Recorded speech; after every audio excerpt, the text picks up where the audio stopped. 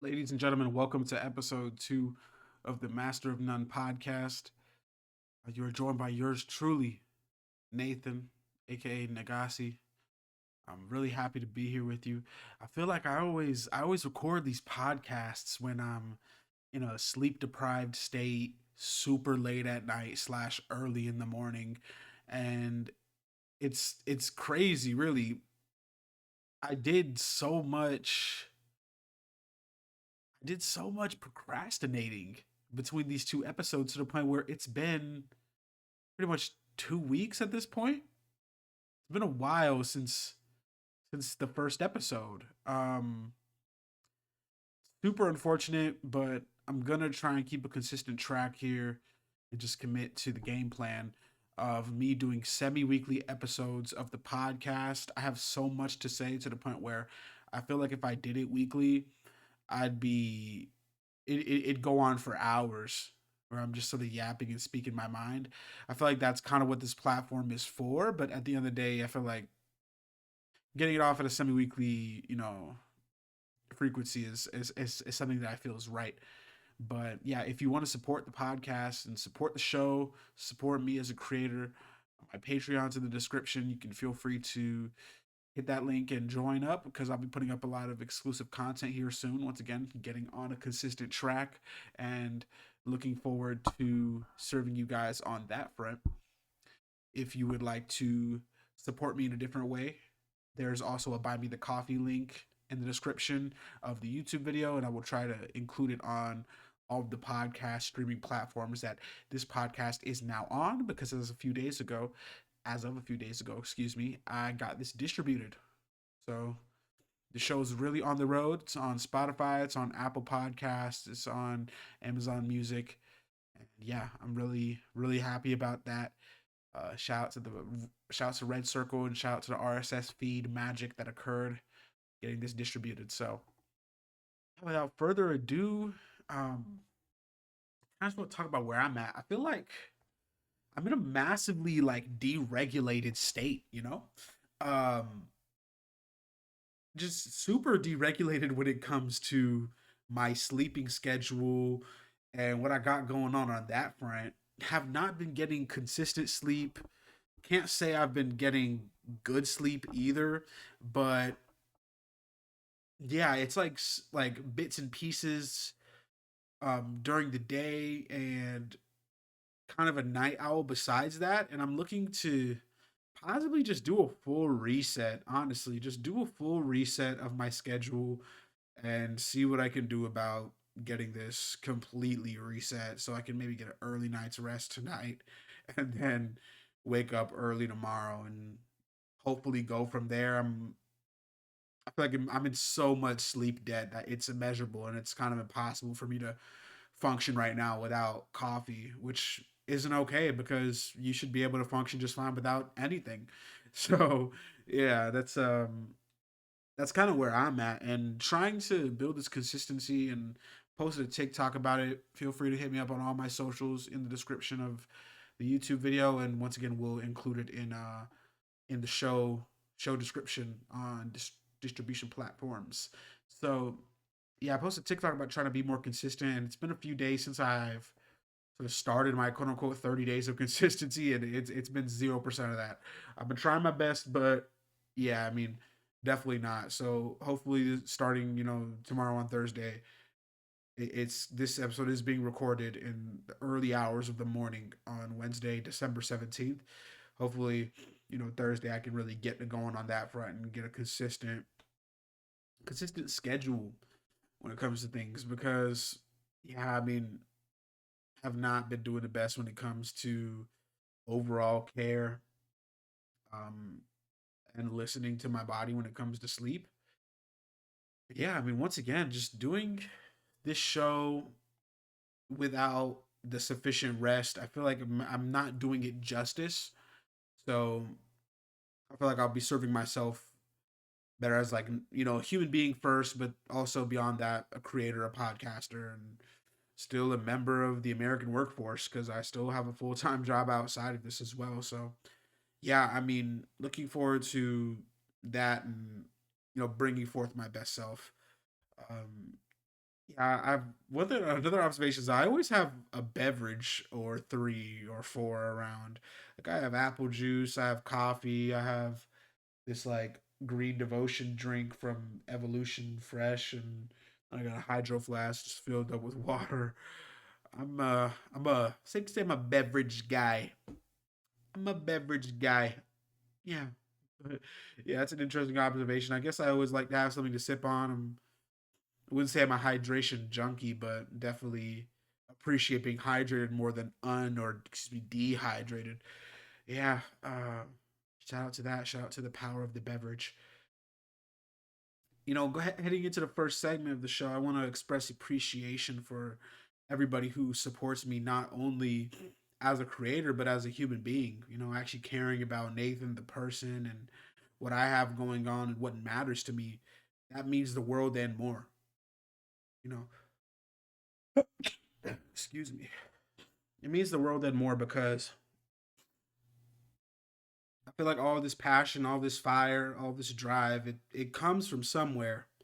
And of course, it comes from me and it comes from me alone. And even if nobody supported me or I didn't have anybody who cared, I would still care enough about myself to, push this out and output this for the world to see. But, having a support system, having people out there who genuinely enjoy what I do and what I bring and my voice and how potent that it is, it truly means a lot. So definitely want to express appreciation on that front.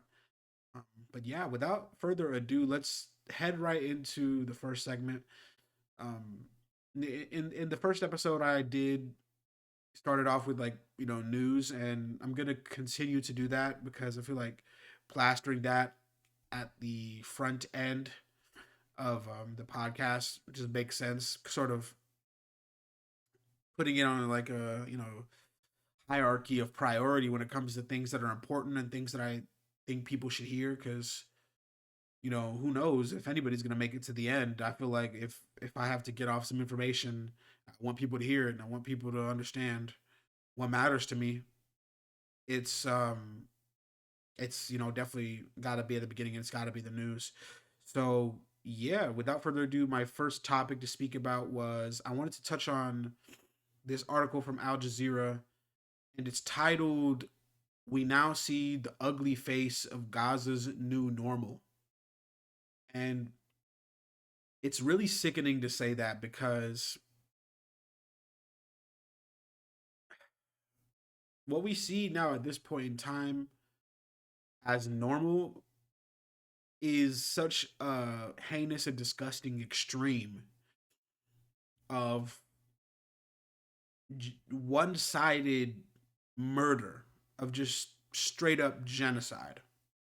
1000% at a massive scale, at a statistically unprecedented scale. um and the rate of this onslaught is, it goes without saying that this is something that we're seeing in real time and will be documented for all time as one of the worst atrocities known to man. From a statistical, integer based standpoint, as well as from a moral standpoint. You know,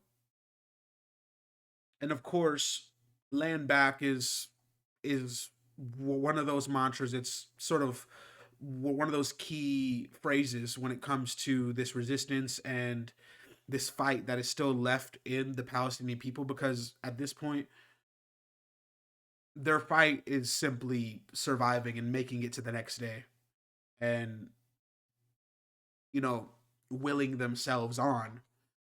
And it's sad because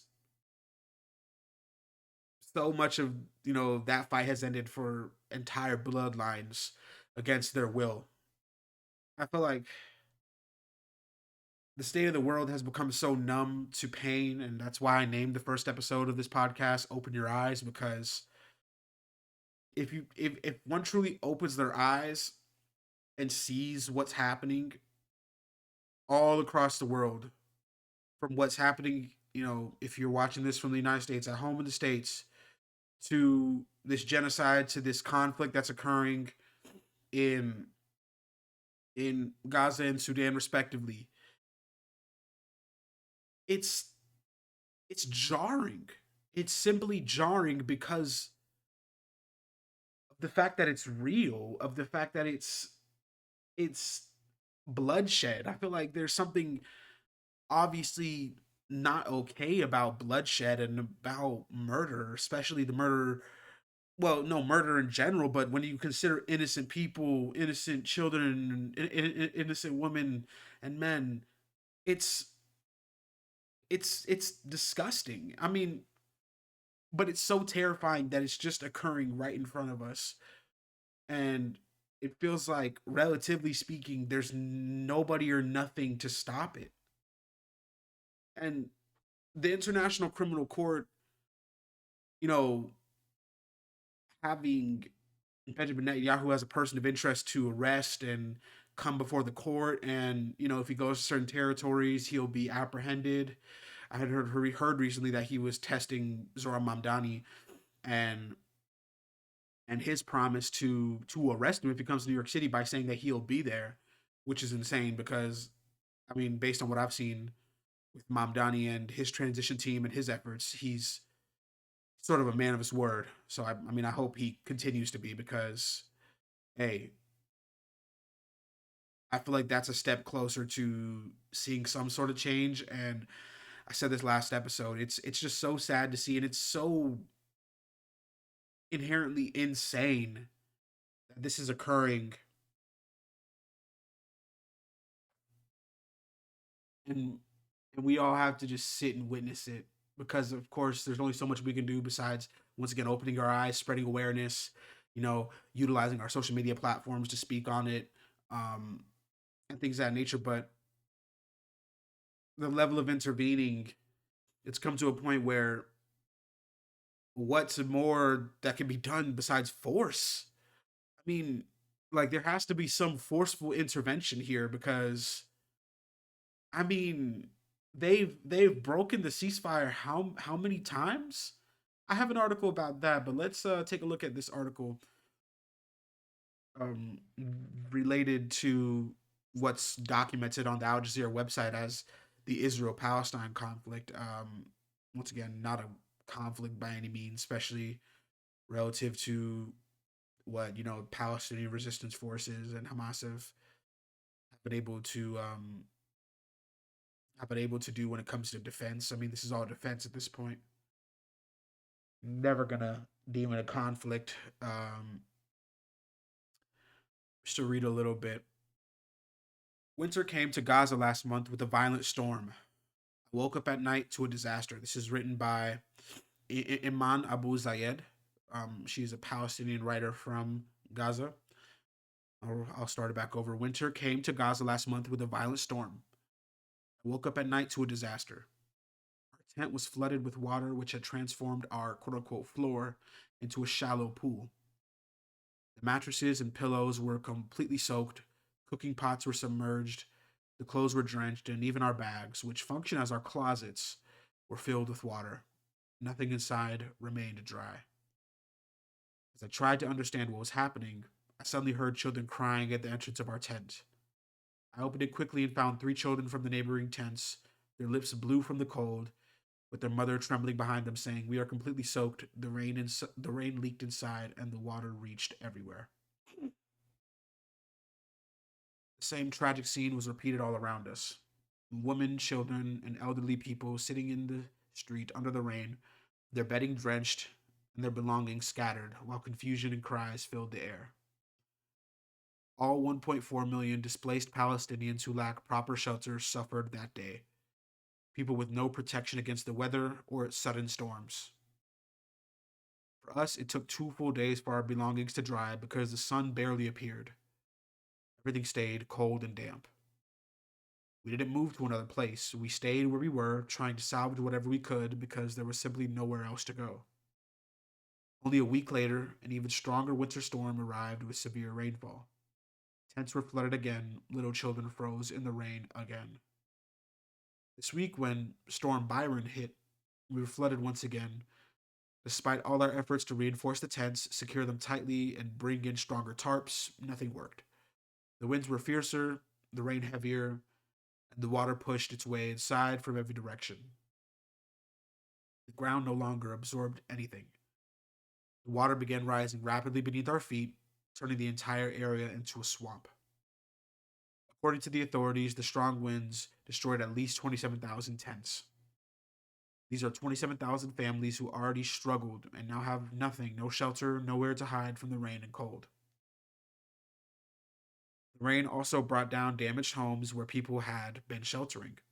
Every time there is a storm or strong wind, we hear the sound of falling debris and concrete pillars from badly damaged buildings near us. This time, this situation was so bad that 11 people were killed by collapsed buildings. It is clear that everything we have endured, we, like other displaced Palestinians, cannot survive a third winter in these harsh conditions. We survived 2 winters in displacement, living in tents that protected neither from cold nor rain, waiting with exhausted patience for a ceasefire that would end our suffering. The ceasefire finally came, but relief did not. We remained in the same place, with bodies drained by malnutrition and illness under tents worn out by the sun and wind. We are a family of 7 living in a tent that is 4 by 4 meters, 13 feet by 13 feet. Among us are 2 children aged 5 and 10, and our grandmother aged 80. We, the adults, can push through the cold and hardship. How can the elderly and children bear what we live every day? We sleep on mattresses pressed directly against the ground, cold seeping in from below and above, with only 2 blankets that can't shield us from the freezing nights. Everyone in the tent has 2 blankets each, barely enough to offer temporary warmth. There is no source of heating, no electricity, no heater, just tired bodies trying to share whatever warmth remains. My grandmother cannot tolerate the cold at all. I watch her shiver through the night, her hand on her chest as if trying to hold herself together. All we can do is pile every blanket we have on top of her and watch anxiously until she is able to fall asleep. Many people live Many people in Gaza live in conditions far worse than ours. Most families who just want a modest tent over their heads cannot afford one. The price of tents can go as high as 1,000. The rent one has to pay to pitch a tent on a piece of land can be as much as 500. Those who cannot pay live in the streets in makeshift shelters. Salah al-Din Street, for example, is crowded with them. Most are simply blankets hung and wrapped around small spaces for minimal privacy, offering no protection from rain or cold. With any strong gust of wind, they burst open. There are also children living directly in the streets, sleeping on the cold ground. Many have lost their mothers or fathers during the war. When you pass by, you see them, sometimes silent, sometimes crying, sometimes searching for something to eat. Despite repeated promises of aid and reconstruction, the trickle of supplies that entered Gaza has made almost no difference on the ground. Earlier this month, the United Nations announced it had managed to distribute only 300 tents during November. 230,000 families received a single food parcel each. We did not receive any food parcel. There are simply too many people in need, and the quantities are far too small for everyone to access. Even if we had received one, its contents wouldn't have lasted us longer than a week or two. Food prices continue to be high. Nutritious items like meat and eggs are either unavailable or cost too much. Most families have not eaten a proper protein meal in months. There is no mass campaign to remove rubble or level the ground so people can pitch their tents due to an equipment shortage. No steps have been taken to provide permanent housing for families. All of this means we now face a terrifying possibility that life in a tent, one that can be flooded or ripped apart by the wind at any moment, may become our long term reality. This is an unbearable thought. During the bombardment, we lived with a constant fear of death, and perhaps the intensity of the war overshadowed everything else: the cold, the rain, the tent shaking above our heads. But now, after the mass bombing has stopped, we are facing the full ugliness of Gaza's quote unquote new normal. I fear this winter will be much worse for Gaza, with no heating, no real shelter, and the weather getting worse each day. We are likely to see many deaths among the children, the elderly, and the chronically ill. Already, the first deaths from hypothermia were reported. Babies Rahaf Abu Jazar and Taim al Kawaja, excuse me, and 9-year-old Hadid al Masri. If the world is really committed to ending the genocide in Gaza, it needs to take real urgent action and ensure that we have at least the basic conditions for survival: food, housing, and medical care. And at the end here, it says the views expressed in this article are the author's own and do not necessarily reflect Al Jazeera's editorial stance. And it's documented as an opinion piece, but it's really a reality piece. I'm not sure if the publication or Al Jazeera's parent company. I mean, I think this they own their own media network, but I'm not sure if they have to categorize these articles as a specific type of journalism, just simply due to the fact that it's coming from a person and isn't related to specific reporting. But this is as real as it gets, and it's as clear of a depiction of life in Gaza and life in Palestine for Gazans. Um, I felt inclined to read all of it. I couldn't stop, and I know that's it's probably a tough listen, but it's a listen we all need to hear, and we all need to be aware of. So yeah, this is this is me spreading that awareness, and my heart goes out to everybody in Gaza and in Palestine, in hope that as many people as possible in in Palestine and in Gaza are able to survive this winter.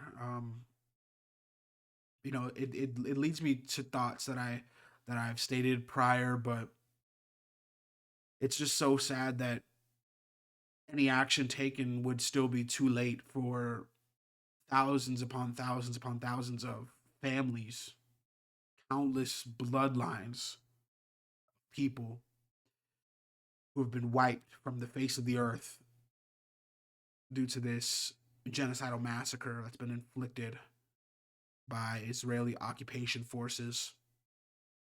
It's truly sickening. And with every bone in my body, with every part of my spirit, um, I wish every day for them to just for those forces for this infliction of violence to just not exist. Um, I wish something happened years and years and years ago for this to be nipped right then and there when Israel was already taking Palestinian land. I mean, and it's crazy because the same place that people, you know, that the Bible claims that Jesus walked in, it's Palestine. So crazy, and if it's deemed a sacred land by Christians and Americans out here who live by the Bible, that land being taken and the people who live on that land being murdered. Hey, conservatives, what the hell? But no, conservatives at the head of government who position themselves as Christian nationalists will vote in favor of Israel, will take money from APAC, and will line the fascist regime's pockets with all of the funding needed to continue its massacre and oppression of this innocent people. So it's incredibly sad. It's terrifying to bear witness to, but my eyes are open and they're wide to everything that's happening. Once again, my hearts go out to every single individual affected by this genocide and this broken promise, this constantly broken promise of a ceasefire. Because And I do have another article from Al Jazeera, from the explainer section. How many times has Israel violated the Gaza ceasefire? Here are the numbers. Since the ceasefire took effect, Israeli attacks have killed at least 391 Palestinians and injured 1,063. This alone, isolated on a statistical level, is already fucking insane and disgusting beyond imagination. But this is a very, very, very, very small, very inconceivably small portion of the damage that's already been done. Absolutely mad. So the terms of the ceasefire, scrolling down a bit, on September 29th, the United States unveiled a 20-point proposal to end Israel's genocidal war on Gaza, release the remaining captives held in the enclave, allow the full entry of humanitarian aid into the besieged territory, and outline a three-phase withdrawal of Israeli forces.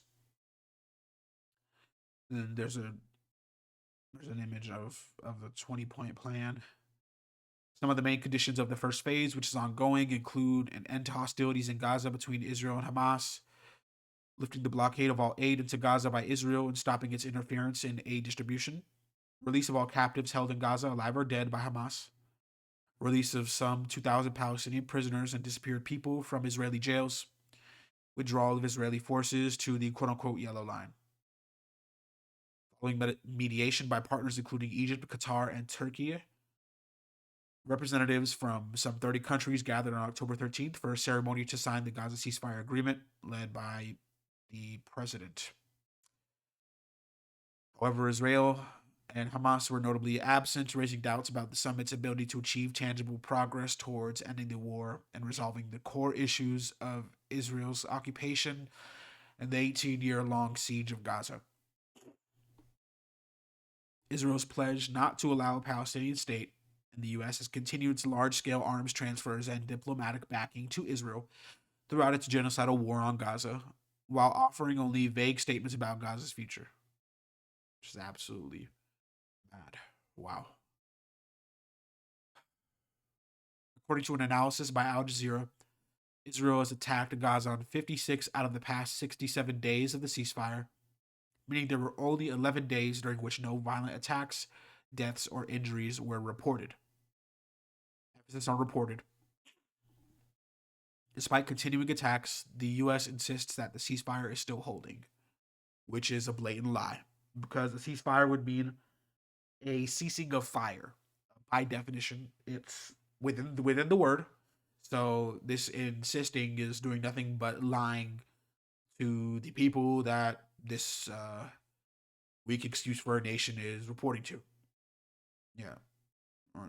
So sick. And this is all, in my opinion, simply just another form of another way to be complicit with this hellish terror that is being inflicted upon the Palestinian people, just in a different, disgusting, deviant way. Because I mean, hey, if you look at it from face value, what are they already doing? Yeah, lining their pockets, funding them, arms transfers, um, arming them to the teeth, basically with everything they need. And it disgusts me because continuing to do this, it's like, what's the opposition and what's the danger that requires, first of all, any level of retaliation from what occurred on October 7th, and then it continuing to be done and intensified in this vice grip. It's like, what the fuck are you fighting? Like all that's left is is desperately ill and cold and malnourished, unhoused people who deserve nothing but just peace. The fuck are you continuing to be lined with cash for and armed to the teeth? Stop sending all the fucking money, not yesterday, yester year times 1,000. I don't fucking know. Like there's there's nothing that I see in this partnership, this allyship that has done nothing but that has done nothing but promote and push forward evil. There's nothing from this allyship between these two nations that has done nothing but push forward evil. Nothing at all. I don't see any good out of this, and it's sad that there just doesn't look like there's going to be a stop. I mean, I hope for it every single day. Hope for actual peace to be obtained. And I'm scrolling down this page and I'm seeing this innocent child just covered in soot with the bruised side of their face, just covered in dirt, looking like they're on the verge of tears, and it's so incredibly heartbreaking beyond comprehension. And yeah, I mean, awareness is the least that can be done. And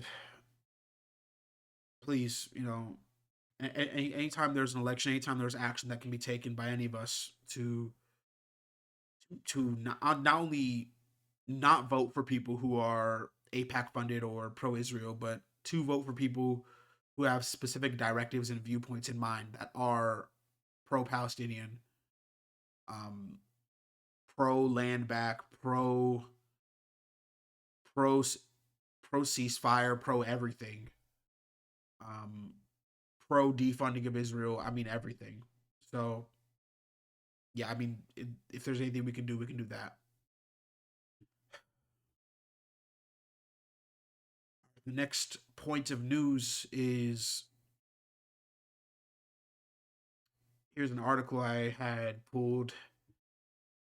It states that Trump vows to retaliate after U.S. citizens were killed in Syria. It's from Al Jazeera. It's from the newsfeed section. U.S. President Donald Trump has vowed retaliation against ISIL, I think it's also known as ISIS, after an ambush near Palmyra in central Syria killed 3 U.S. citizens. Trump blamed ISIL for the attack, though investigators are assessing the possibility it may have been an insider attack by a member of an allied force. And just the hastiness and I mean he promotes hatred and he promotes just bigotry and racism in every single thing that he does, but it's like assuming that it's ISIS, assuming that it's some, Islamic actor. It's unsurprising, and it'll continue to fuel the narrative that's been in place by his disgusting base of supporters. Just being, of course, every type of phobic that you can think of. Literally, say one. Think of one right now. They're that for sure, for sure. Besides, like hateophobic. I mean, if that's even a term. Um, and I mean, acting like there's this like grave victimization occurring when we're always constantly trying to be on the front foot against something that we have no business being on the front foot in, or even being in a exchange, or even being in some sort of conflict or beef with, because probably going to end up going to war in Venezuela pretty soon, and it seems to be pretty fueled by oil and the greed that exists um, within this very nation, uh, whatever definition of a nation this country embodies at this point. I have another article from Al Jazeera, U.S. Venezuela tensions, and sort of answers questions on that front. Is the U.S. about to go to war with Venezuela? In recent weeks, Trump confirmed that he authorized the CIA to carry out secret operations in Venezuela. Let me stop you right the fuck there. Let me stop you right the fuck there. Secret operations. Okay. Yeah, very, very, very secret. Very secret. Every individual in the media space and a lot of people in the American population hanging on by every single word, hanging on to every single word for the worst. and its secret operations. In addition, he has deployed the world's largest aircraft carrier, USS Gerald R. Ford, thousands of troops and F-35 military jets to the Caribbean. Absolutely fucking insane. There's a diagram here that basically just shows differences between, the United States and Venezuelan militaries, active personnel. It's 109,000 in Venezuela to 1.33 million in America.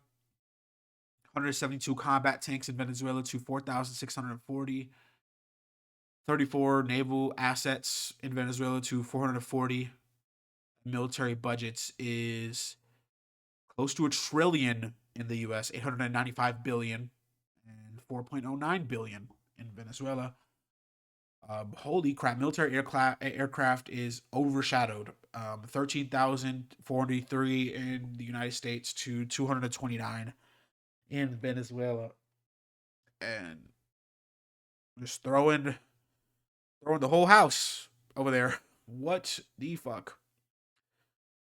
Um, and I mean, there's a lot of suspicion of it being related to oil. You know how valuable of a resource that is. Talk about Hasty pretty much embodies this monster and everything that he does and everything he says. Sometimes you wish that somebody just put a muzzle on him and just shut him up. But even going back to the Syria claims of it being ISIL, sources backed away from any language that would warrant implicating ISIS. I watched the newsfeed video on Al Jazeera, and that's what a basically political insider stated. I mean, sources, further in chose not to state that because they don't look to be implicated. It looked to be an inside attack.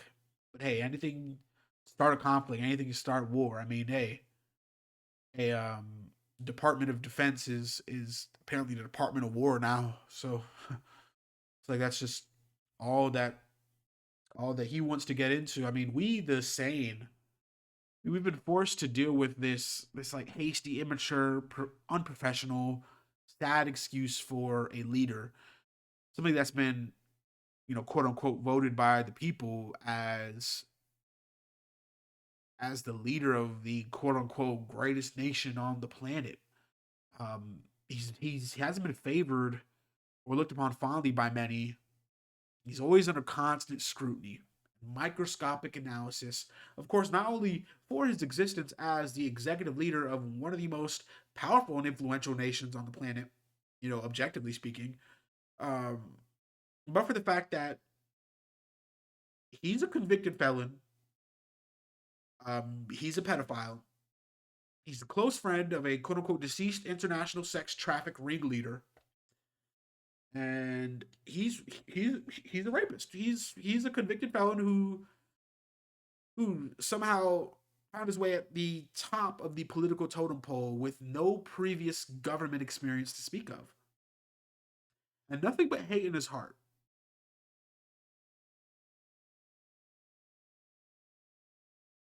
And this is the world that we, the sane, have been forced to live within. This is also the same individual who hired a conservative media personality as the quote unquote Secretary of War. Excuse me, the quote unquote Secretary of War. I'm not sure if you've seen that. Wow. Wow. I have a source and it's from Snopes. Snopes is sort of a rumor platform, and it basically confirms the validity of rumors or things that people suspect may be doctored, documentation, um, and it. I had that. That's wow. I had that article on. I think P Hexeth was seated with, and P Hexeth is that Fox Media personality who was hired or basically brought forth by Trump to be the Secretary of Defense, or once again, what people call now Secretary of War or Department of War. Um, and he was seated next to Trump at some meeting, and there you go. And he had a placard, or he had like a nameplate, and it said Pete Hegseth, Secretary of War, but there was two S's at the beginning. Now this is the White House we're talking about. This is the White House. This is the the center of the political mecca. This is where everything goes down when it comes to the president, his executive dealings, and everybody in his cabinet and in his administration. And there was an extra S added at the beginning of secretary. And if I recall, if I recall, secretary is spelled Secretary, not Sescretary. Correct? Huh. And let me just pull up what the SS is. The SS is the Schutzstaffel. This is the Nazi paramilitary organization led by Adolf Hitler. It's basically the organization that ran the Nazi regime in Germany between 1925 to 1945. And I would imagine that somebody would have a keen eye to the way that looks optics wise, and just everything you could consider when you're setting up a plaque in front of somebody who runs an entire government organization. That was typed out with intention, and there's nothing I can even say that makes it Freudian, or like it's sort of a slip up, but an inkling of truth within it. No, that's just truth, and that's what he's employing. That's what he's employing. He's employing this type of work being done, being disseminated out to the people. This orange fellow, orange fascist fellow, not a fellow. Excuse me. Monster piece of shit. Excuse me. Yeah, absolutely insane. That was confirmed as true, by the way. I thought that they took down the Snopes article, or they, I don't know, maybe the powers that be, I don't know, Cloudflare, nor Lord knows if the government's in their or if they're in the government's pocket. But I was able to get that fact check article pulled up. It says Pete Hegseth's title was misspelled as a Secretary of War on nameplate, and it was checked as true. It was checked as true. Huh. I don't think people are taking that as seriously as they should. They like, I mean, just people in general, like this is real. And I mean, that motherfucker's always looked like a weird psychopath. Just like the face looks devoid of any regard. Period. No matter how you want to frame regard, just looks devoid of any of that. Um, but yeah, that's real. Getty Images captured it. And I don't think we're seeing that as serious as it really is, because holy hell. Um, and this was at the same sort of conference where he was defending his September 2025 U.S. follow-up missile strike on an alleged drug boat in the Caribbean Sea. Something else I wanted to bring up. I mean, Trump employed a murderer, a psychopathic murderer. Um, let me read that.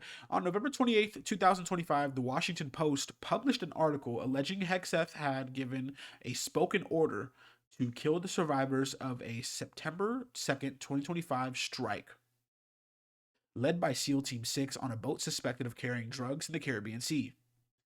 The operation was overseen by Admiral Frank M. Mitch Bradley from Fort Bragg in North Carolina.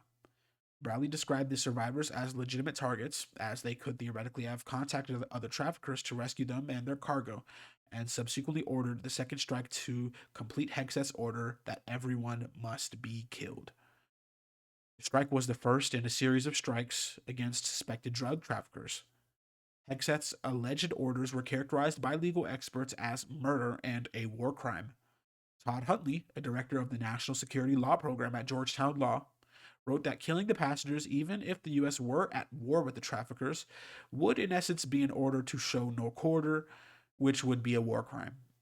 NYU law professor Ryan Goodman wrote on X that the post reporting described a textbook war crime slash extrajudicial killing. My goodness, the alleged orders were condemned by members of Congress, including Representative Seth Moulton, who said, "Mark my words, it may take some time, but Americans will be prosecuted for this, either as a war crime or outright murder." Both Senators Tim Kaine and Mark Kelly described the alleged orders as a war crime. Representative Mike Turner stated that obviously, if that occurred, that would be very serious, and I agree that would be an illegal act. On November 28th, 2025, Senator Roger Wicker, chairman of the Senate Armed Services Committee, wrote in a statement that the committee had directed inquiries about the orders to the Defense Department, and we will be conducting vigorous oversight to determine the facts related to these circumstances. Hexeth subsequently defended his actions, writing on X that, as usual, the fake news is delivering more fabricated, inflammatory, and derogatory reporting to discredit our incredible warriors fighting to protect the homeland.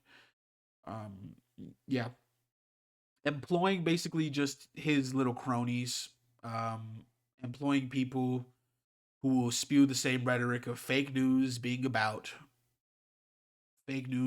rampant and trying to pull them down when at the end of the day it's kind of always thought during a presidential race that the person who lost, will of course want the person who won to do good because they'll be leading, whatever entity or whatever city, whatever state that they were running for. They're going to lead their state, maybe.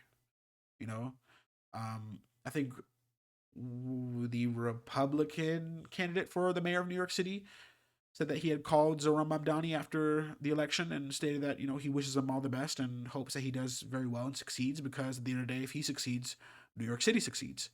Um, there is no reason. Of course, there is reason to highlight all the negativity, um, existing around this Republican, this fascist, Nazi adjacent administration. Of course, I mean, there's plenty of reason for that to be documented and put to light by everybody across all sides of the political spectrum and all of the news entities that exist across the spectrum. However, what we see primarily done is, of course, news outlets and journalism, journalist platforms that exist either as an unbiased form of journalism or maybe on the more left side of the political spectrum.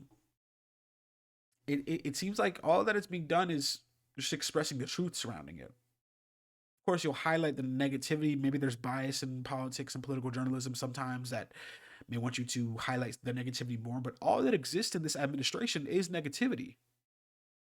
And this platform is this platform, the Washington Post and other outlets that either provide unbiased or leftist, reporting, even if they were, of course, trying to push the leftist narrative, all that they're doing is just saying the truth. All that they're doing is just reporting what they've found, and it's just the truth of what's happening. You know, I doubt that this would be pulled out of their ass, especially because the operation was overseen by an admiral from a military facility in North Carolina, and he described it. He described the targets as legitimate, which is obviously untrue. But of course, I mean, anything to stay on track and aligned with the Secretary of War, excuse me, the Secretary of War. Um, and of course, I mean, if you're in the military, there's a solid chance that you're on that type of time. And I'm not gonna say it's a complete chance. I know people who have been in the military, and I know them to be more so liberal and of course black. But of course, there's also like a few other people who I know who've been in the military who are minorities and um, don't lie with this. It's probably why they did their four and out. They did their four and they're gone, and or they did their bit of time, whatever their allotted tenure of duty is, and they got out. But I mean, I'm saying is this guy's an admiral at a large military base in North Carolina, and is working parallel with the Secretary of Defense, excuse me, Secretary of War on large scale NATO operations, excuse me, NATO war crimes. So of course he'll describe them as legitimate targets, but I mean, they reported that that was described. He said that shit. This is just the truth. This ain't no fake news, motherfucker. Holy shit, dude. Shit is barnacles. Shit is barnacles. And yeah, I mean, this is just one of the many psychopathic, terroristic maniacs. Um, every day that these people wake up to go to their jobs is a threat against American society. Every day that they're, and I'm not insinuating anything. I'm not. I'm not insinuating a damn thing. But every day that they go to work, it's a threat against American society and against societies beyond these borders, obviously, because we're about to go to war in Venezuela, and Lord knows what bloodshed will happen there. I mean, I would hope, truly, truly, truly hope that nothing comes of that on a violent front. But hey, I mean, there's already blood on American hands across history, and even in the way that not we're, excuse me, the American government is funding Israel and their genocidal terror in Palestine. So yeah, I mean, free the oppressed, free all of the oppressed, and this madness has to stop one way or another. One way or another. Yeah, mind you, speaking of which, a close friend of a quote unquote deceased international sex traffic ringleader, Epstein's personal photo collection came out recently with many individuals illustrated as being posted up with this sex offender and his unfortunate victims. I have an article here from PBS titled "The New Photos from Epstein's Personal Collection Show Trump, Clinton, and Much More." And yeah, it's dark and it's clear as day. I mean, there's no running away from this. Richard Branson's right there, Steve Bannon, bang, right there. Like a lot of weird deviant stuff, deviant photos, picture of a Trump condom. We wanted to see that shit, man. But hey, actually, maybe there's necessity to see it just to document and illustrate the closeness between them. Steve Bannon, close associate to Trump, worked with the Trump administrations, posted up with Jeffrey Epstein having inquisitive conversations. I guess given the way that Epstein's hand is basically holding his chin and stuff like that, and Bannon is having this like expressive hand emotion. Woody Allen, of course, I mean, notoriously evil and always been weird, but looking like he's making a film with Jeffrey Epstein, just like looking on, them being depicted as close. Of course, Bill Gates appearing in a photo, and Epstein just having all of these photos just up in his home. It's a lot of weird stuff. Even that picture that I was describing with him and Bannon, um, there were some weird photos posted up there. It's just all very very odd, and it makes me feel weird looking at it. None of it looks right. It's like I don't even know what these things are placed off to the left side of the photo by this frame where Epstein is like posted up, like smirking with like a child leaning on his shoulder. My goodness, what are those gems? And of course the face is redacted, probably because they don't need to be implicated in the case. But what's this is likely one of his victims. Picture of Bill Gates posted up by a private jet. This was all from Epstein's personal collection, so likely going on a private jet to I think it's Little St. James Island. And of course, Al Dershowitz posted up with the monster. Yeah, I mean, and there's more to come. I mean, Steve Bannon isn't surprising. I think I had heard a quote saying that he like stated that America has to sort of go a certain way when it comes to how it identifies itself politically and the leaders that they have in office, out of like for like the sake of the people, or like for the sake of something that would insinuate a revolt if otherwise. And it was crazy. I don't have a direct quote, but I had read that somewhere, and I wish I had copied the link or took a screenshot or something, because what do you mean by that? And it's, yeah, freedom of speech exists, but like people have been reprimanded for less. I mean, he's been reprimanded for worse. He's been reprimanded for actual fraudulent actions and crimes that he's committed. Um, I think he got a pardon, if I recall. But I mean, I had seen. I think the FBI sent this artist. I had seen it on Twitter. They sent them a letter that like, oh, you're distributing music under this title, and it would be advised to like very diligently review your music, because out of suspicion of it being like guerrilla based, um, you know, expression. I don't know. It's like you threaten people for far less, just people using their First Amendment. But this being a direct insinuation to like constant J6ing, it just has to get to a point. And of course nothing's gonna happen, because the powers that be are right along with him. Right along with him.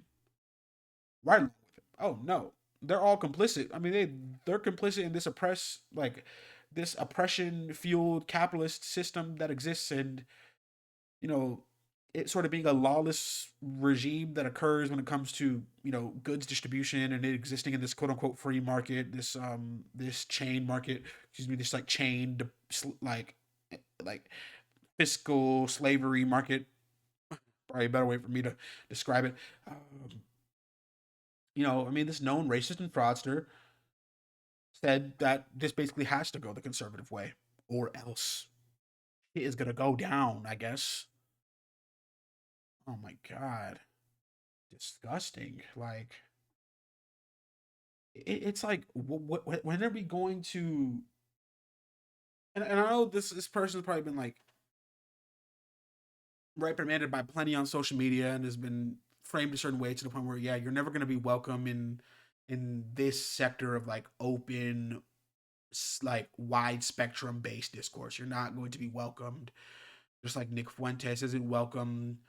um I mean, like the closest person within that conservative realm that was welcomed was, I think, Charlie Kirk, between him and Hassan Piker, who were meant to have a discussion, and I think had discussion in the past. But it's of course like he being Steve Bannon has been framed as like this person who's weird and is a fraudster, and was of course a known rampant conservative. Um, who's worked, of course, once again under multiple Trump administrations at this point in time. But it's, when are we really gonna like take a step forward and be like, nah, like something got to go down? And it's like, of course, without me insinuating something I don't want to insinuate, I guess that can't be done. But it's like, if it's gonna go into the law's hands, into the acronym organizations' hands, no, they're gonna focus on some guy who's releasing, woke, like quote unquote woke music, like of course socially conscious music, and they're gonna send him basically warning letters talking about, hey, this is guerrilla content, guerrilla documentation, guerrilla whatever, and they're basically like, yeah, please, strongly recommended, advised to like review this, or consider what you're putting out into the world, because they're scared of what could be influencing people with the release of this stuff. Of course, you know, we live in a highly influenced world. We live in a very highly influenced world where people are bound to be swayed a certain way by the potency and the power of words that can be expressed by people. You know, I mean, not to big up myself. I mean, I feel like by now, the algorithm would have got my stuff out there more than 26 views in 2 weeks on my first episode of my podcast, and I was popping my shit, so I can't even be surprised. But it's not gonna stop me from anything. It's not gonna force me to fake the funk. I ain't never been one to fake the funk. I'm always gonna speak the real, and I really appreciate people with platforms who continue to speak the real and speak for for the truth and what it is and for what they believe in, especially when it is related to the greater good of a people. You know, shout out to Deontay Kyle, main guy on my mind right now. There's also a group of young cats. I think mainly based out of Chicago, if I recall. I've seen them speaking a lot on Chicago politics. Them young dudes speaking their mind, man, for real. Like seem like maybe late teens, early 20s. It's a group of very astute, very intellectual young black men who are speaking their piece and putting stuff out for the world to hear. And I'm glad that they're utilizing their already existent platform to come together and say what they're saying because it's very important. Using your voice for good, for what matters to you, is so important because you have niggas like Steve fucking Bannon, who are still able to walk free after all they've done and are able to say shit like that and go unchecked. But when niggas are speaking their mind and speaking for the freedom of people, for the freedom and for the equality of people, for the freedom of oppressed peoples, oh nah, we looking at you. I seen oh dude on TikTok. He goes by like both of these. I think that's his title name. Um, real cool guy, very, very, very conscious individual. Like he has awakened. He has truly awakened when it comes to what he stands for, what he believes in, and what he invests time in both learning about and outputting to his platform of nearly 1 million followers. And it was just weird because I don't know, like I was watching his live and I like to sort of pop TikTok lives on and while I work, sort of a little multitasking parallel play thing. And his live was cutting in and out and it was acting a little wonky. And I mean, he had stated himself that he, he makes a concerted effort to have really good internet because of, he seems very technically sound. He has like a PC that looks very well constructed in the background. He probably does a lot of work in his day to day when it comes to content creation and streaming, and he seems very tech forward. Probably has of course his family and things of that nature, has a home, so like he wants good internet to exist within the household. And it was weird because his live was acting up, and I think another live that I was watching of his from the other night all but confirmed this, but it's like I think he had called over um, to his lady asking if the internet was being messy and saying that he probably needs to call somebody about it tomorrow. But it's like, no, there's something deeper, and don't do the no tin hat thing with me. Don't do no tin hat. Oh you got your tin hat on. You want some conspiracy shit because we've seen the way that tech companies and large corporations have utilized their power and their positioning within these platforms to have stuff go their way.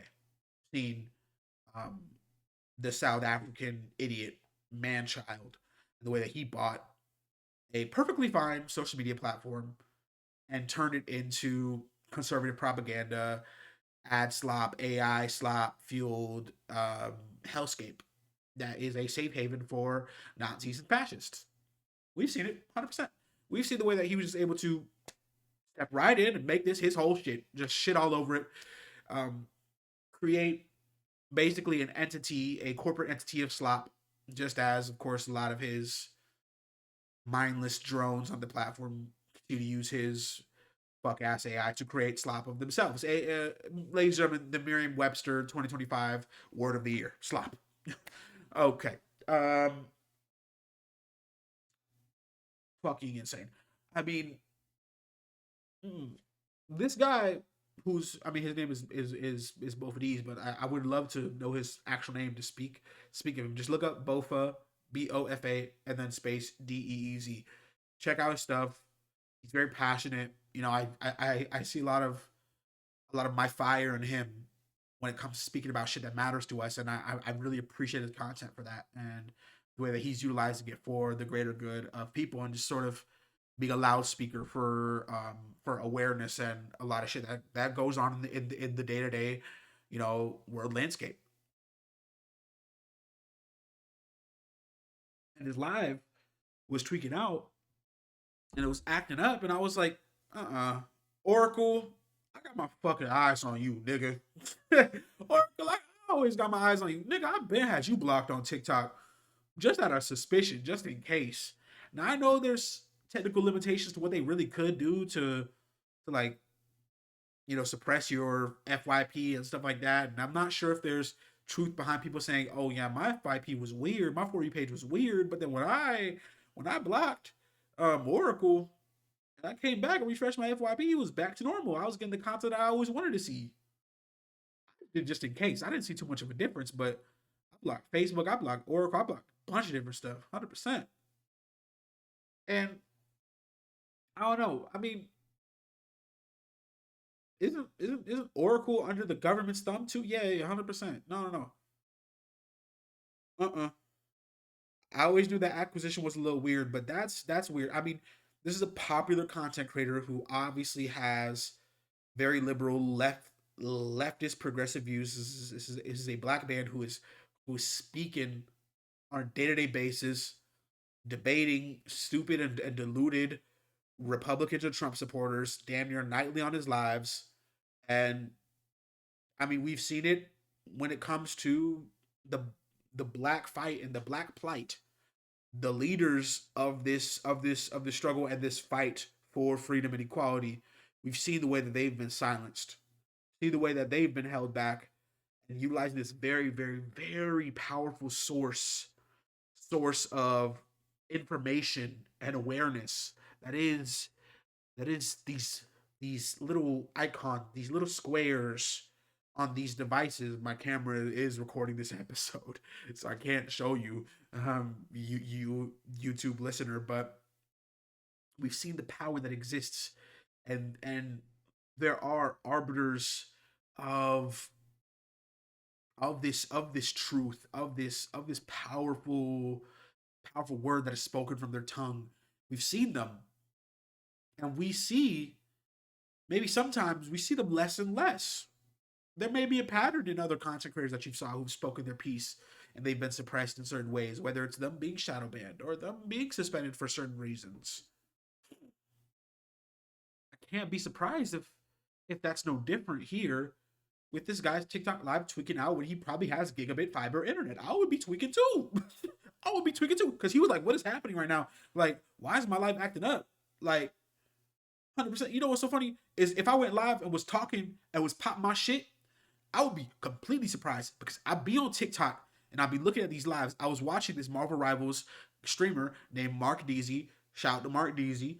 I was watching him play ranked earlier tonight, and I had it up on my sort of MagSafe tripod that I have, which I love. Got it off Amazon for like super cheap, but I had it propped up over here, and I was watching him stream while I was doing some work. And I had a little gray notification pop up that said, your network connection is great, so we're gonna upgrade you to a better quality." Like, I pay $85 a month for some fucking gigabit fiber internet. I better 100%. Living here, only my devices only have really so many devices active and connected to the internet. 100%. You know, I sort of be on a schedule when it comes to me refreshing and resetting my network so I can have good speeds because I play a lot of video games. I work from home.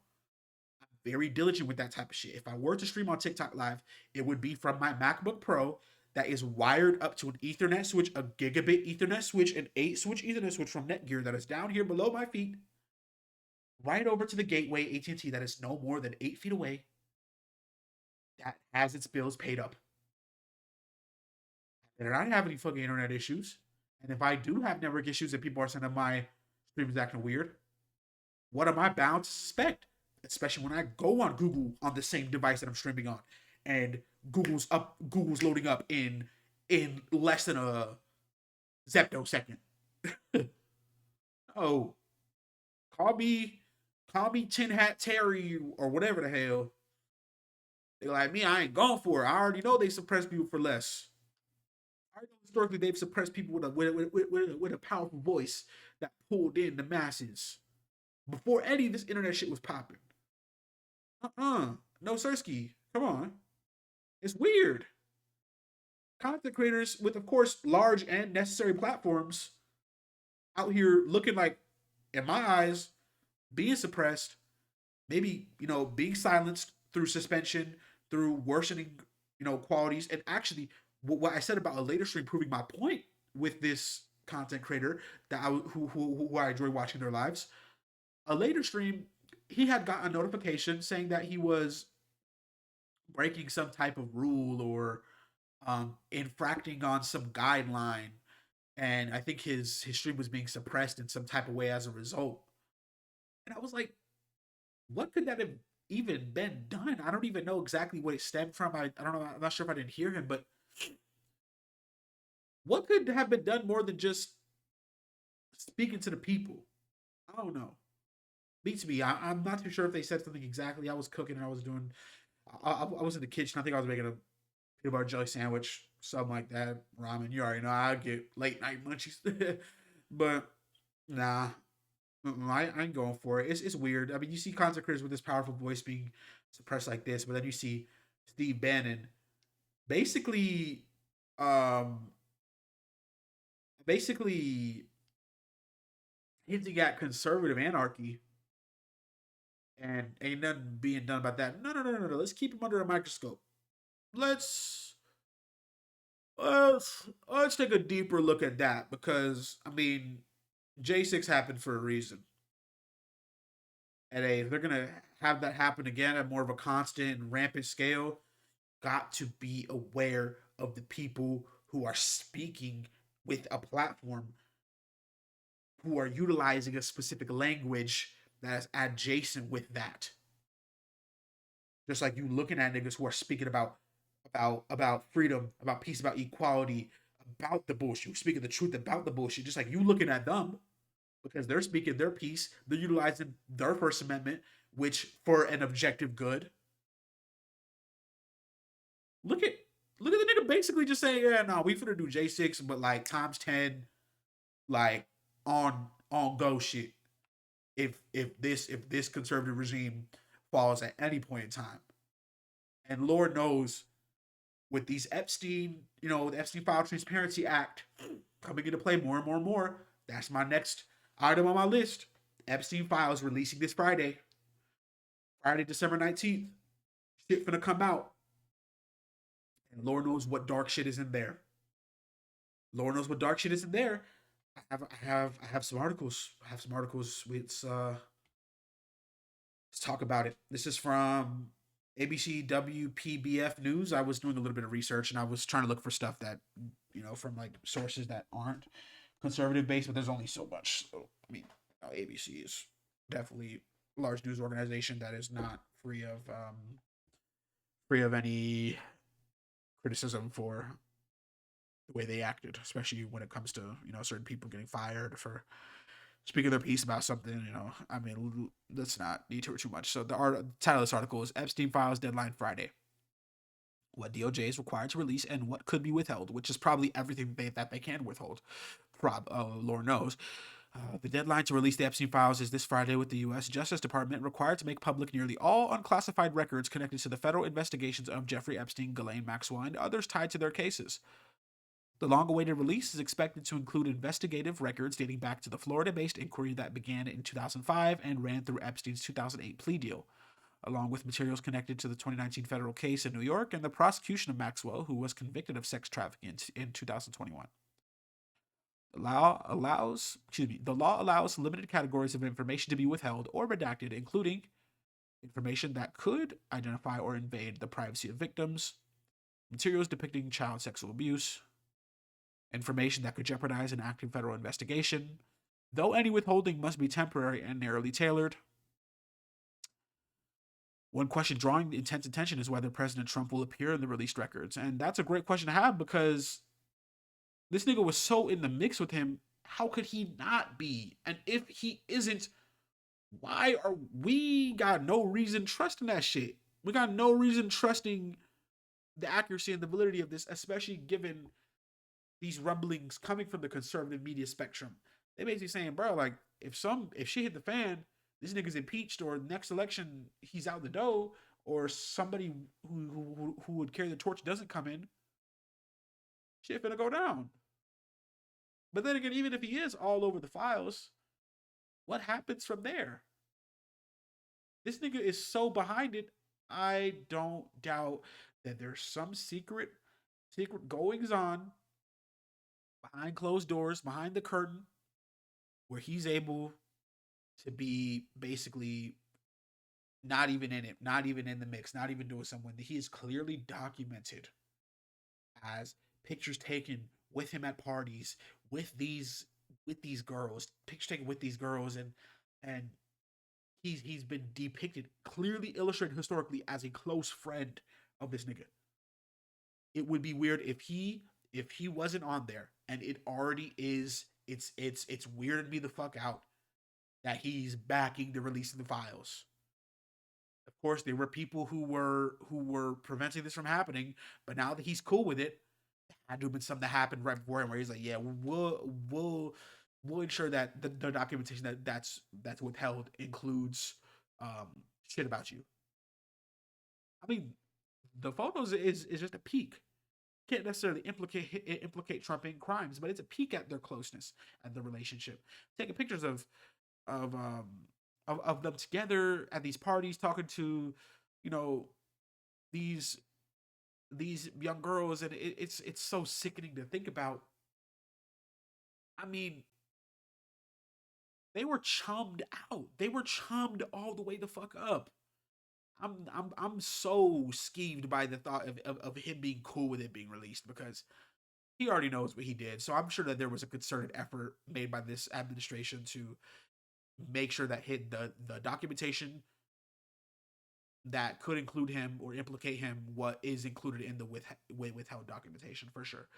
And Lord knows that if they provide just justification during whatever hearing or announcement or press conference comes out on Friday, the reasoning for the withholding very well may be, um, to prevent American anarchy or American dissent, or um, for national security purposes, because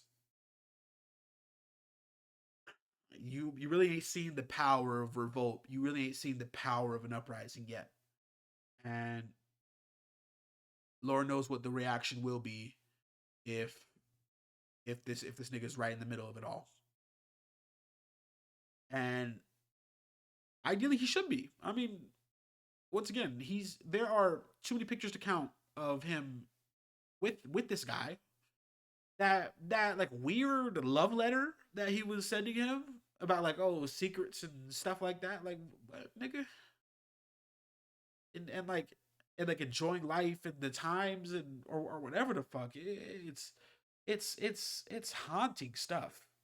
It's haunting stuff. And I don't know. Here, I just want to continue on with this article.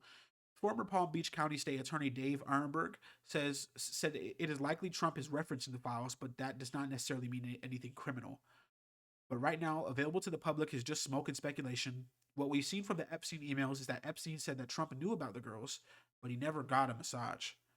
So the worst allegation against Trump, based on the Epstein emails, is that Trump knew what was going on, although it's unclear as to what Trump supposedly knew, because Epstein did not make that clear. See, this legal jargon, this legal stuff, it's always so easy to get a cop out or find a loophole or find something that basically has him sliding home free, slick off a orange tan or whatever faux sunburning he's putting himself under every day to look like that. Even with an expected avalanche of documents, records could still be delayed or partially withheld if the Justice Department claims in an ongoing investigation exemption. Oh my god.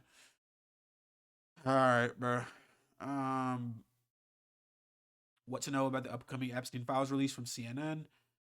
A new federal law requires the Justice Department to release by Friday a massive trove of investigative documents related to Jeffrey Epstein. The, relate, the release of the Epstein files detailing the probes into the disgraced multimillionaire and sex offender who died in 2019 has attracted significant attention. The public has been captivated by Epstein's lavish lifestyle, claims of underage sex trafficking, and his ties to President Donald Trump, former President Bill Clinton, celebrities, and foreign dignitaries. Veto proof majorities in Congress passed a law last month requiring the Justice Department to release all the Epstein related files in its custody. Trump fought hard to stop the law, but signed it after being outmaneuvered by a bipartisan groundswell of support from lawmakers and the public. See, he fought tooth and nail. And what really was his justification? Now, this is something that I don't know and I'm not well versed in. If you're here at this point in time, say an hour and 20 minutes in, and feel free to drop in the comments. What is his justification for trying to stop this if he was asked? Now, I'm not sure if political journalism or journalists have who are directly in front of him asking questions on a day-to-day basis asked him, but if they did, I'm curious to know, because what could it be besides, oh yeah, there's bigger fish to fry? I think he said something. Maybe I think he said something along the lines of there being bigger fish to fry or something more to be worried about in America. I mean, really, the only thing that needs to be worried about is when you're what's the next time that you're what's the next thing that you're gonna do that basically shoots the common woman and man's kneecaps um, for the trillionth time. What's the next thing you're gonna do? That's probably gonna be just as in front of our minds as shit like this that could implicate you in an international underage sex trafficking ring, motherfucker. However, it's unclear exactly which records will be made public and how much of the material will be new. Over the 20-year saga surrounding Epstein's sex crimes, thousands of files have already been disclosed through civil litigation and public records requests, highly redacted, mind you. In his little black book, highly redacted. Like, there were some people with two notes, of course, and people that he probably worked with um, on a financial basis, but honestly, didn't even see any names that would pop up and be like, oh, that could have just been a friend or like a chum, or at least a noteworthy name that would have been like, oh, like a chum, a friend, a pal. That would be like, oh, that's weird, you know? Like a lot of people were in there that's like, oh, like he's working with them financially, like been like a financial liaison for them, something like that. Um, and I mean, we can even get into like Jeffrey Epstein's ties with like Israel and Mossad, and an organization that he existed as like a CFO for that basically was like APAC's like cash cow or something like that. The list goes on. I mean, truly, I feel like calling him a monster would be the greatest understatement of all millennia. Mercy. Another section of the CNN article. What's in DOJ's Epstein files? CNN has reported that there's more than 300 gigabytes of data that lives within the FBI's primary electronic case management system called Sentinel. This includes videos, photographs, audio recordings, and written records. The FBI conducted two probes into Epstein. The first began in 2006 after sex abuse allegations emerged in Florida that led to a non prosecution deal in which Epstein avoided federal charges. Much of the same conduct was also scrutinized by the Palm Beach Police Department, leading to Epstein's 2008 guilty plea on state charges. He was served just 13 months in a Florida jail for state prostitution charges, though he was allowed to spend nearly half of that time on work release at his office. Second FBI investigation led to Epstein's federal sex trafficking indictment in 2019. The bulk of the Epstein files comes from that New York based second FBI probe, though there are also materials from the first investigation in Miami, CNN previously reported. Wow. I mean, truly hope that, you know, as much truth as possible is let out to the world on Friday. Um, I mean, once again, I'm very very suspicious with him just being like, "Hey, let's let it all out. Let's let's let it all. Let's yeah, sure. He signed off on it. He's cool with it. That weirds me out. Mm-mm. And mark my words, if there's not even an inkling of guilt illustrated in that documentation relative to him, something happened. And there has to be an outcry about it. And guess what? If there is, what happens? This nigga has been able to get away with so much scot free, setting this country back decades, both literally and and and figuratively, or like image wise. Set this country back decades. I mean, when it comes to foreign relations, domestic affairs, our basically our position, our posture relative to people who were previously our allies or people who looked fondly upon us, um, as well as structurally, just falling apart at the seams when it comes to anything that is clear within the spectrum of right and wrong, the clear line between right and wrong, and everything has just been wrong, wrong, wrong, wrong, wrong. And when will the people be righted? When will the people be righted by this nation? When? It's a great question. It's a great question. When will the people be righted? By To be done right. Maybe that's a better way to say it.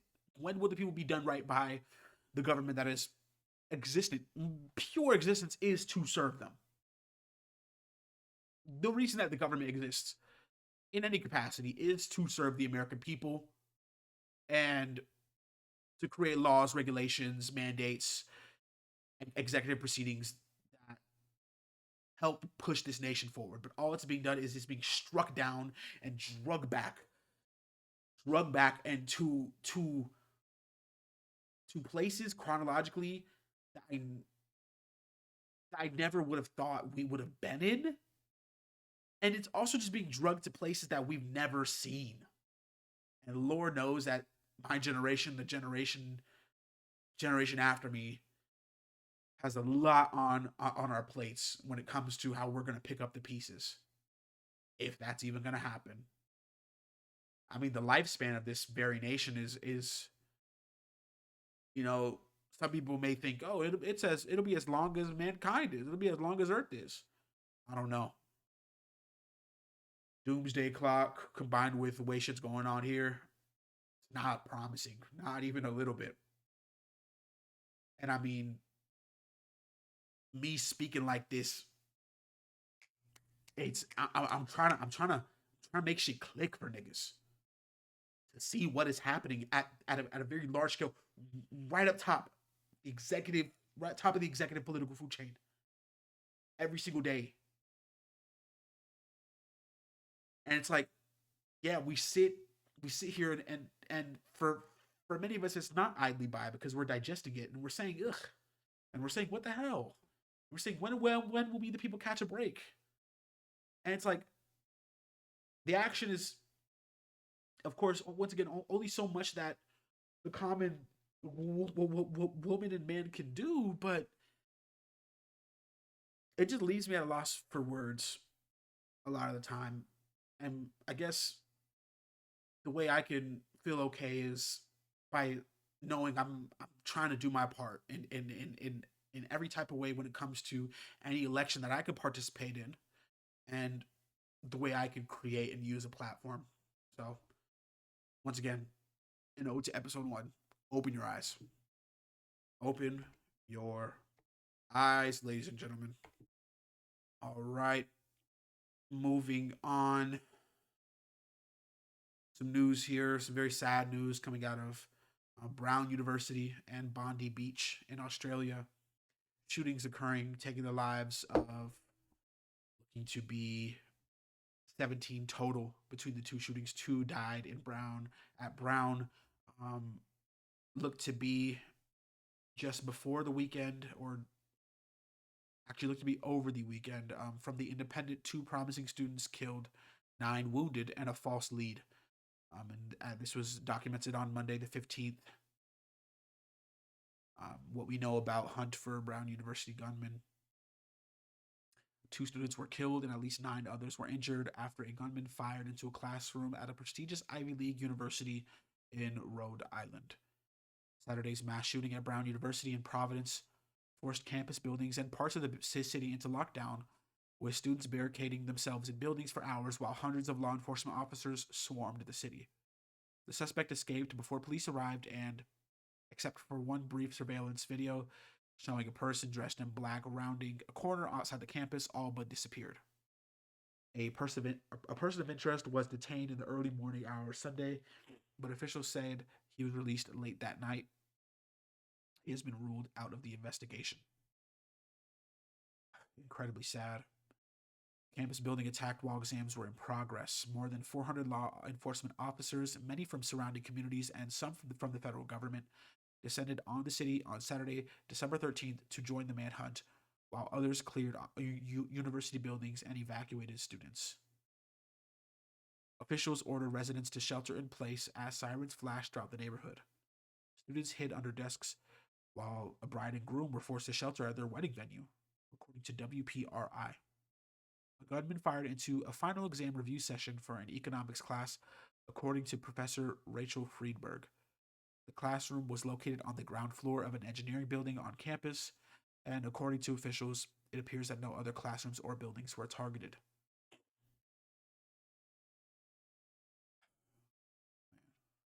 Police said on Sunday morning that a person of interest was detained at a hotel in Coventry, Rhode Island, early Sunday morning. The people of Providence should breathe a little easier this morning, Providence Mayor Brett Smiley said at a Sunday press conference. CNN journalists happened to be staying in the same hotel, and witnessed at least 20 police officers, U.S. Marshals, and FBI agents entering a room there. Hotel guests were woken around 4 a.m. Eastern Time with police banging on a door saying, "Open up," according to the network. Officers could be heard in the hallway saying, "We have a warrant for your apartment," and that the suspect was being taken back to the cruiser, CNN reported. But in a hastily announced press conference late Sunday night, officials announced that the person was being released. Law enforcement officials said evidence now points in a different direction. Rhode Island Attorney General Peter Nerona told reporters Sunday that sometimes you head in one direction and then you have to regroup and go in another. And that's exactly what has happened over the last 24 hours or so. And yeah, the victims, 2 students were killed in the shooting, Ella Cook and Muhammad Aziz Umurzokov. Sorry. Umurzokov. Umurzokov was studying to become a neurosurgeon, according to a GoFundMe campaign launched by his family. He was described as incredibly kind, funny, and smart, and his family's biggest role model.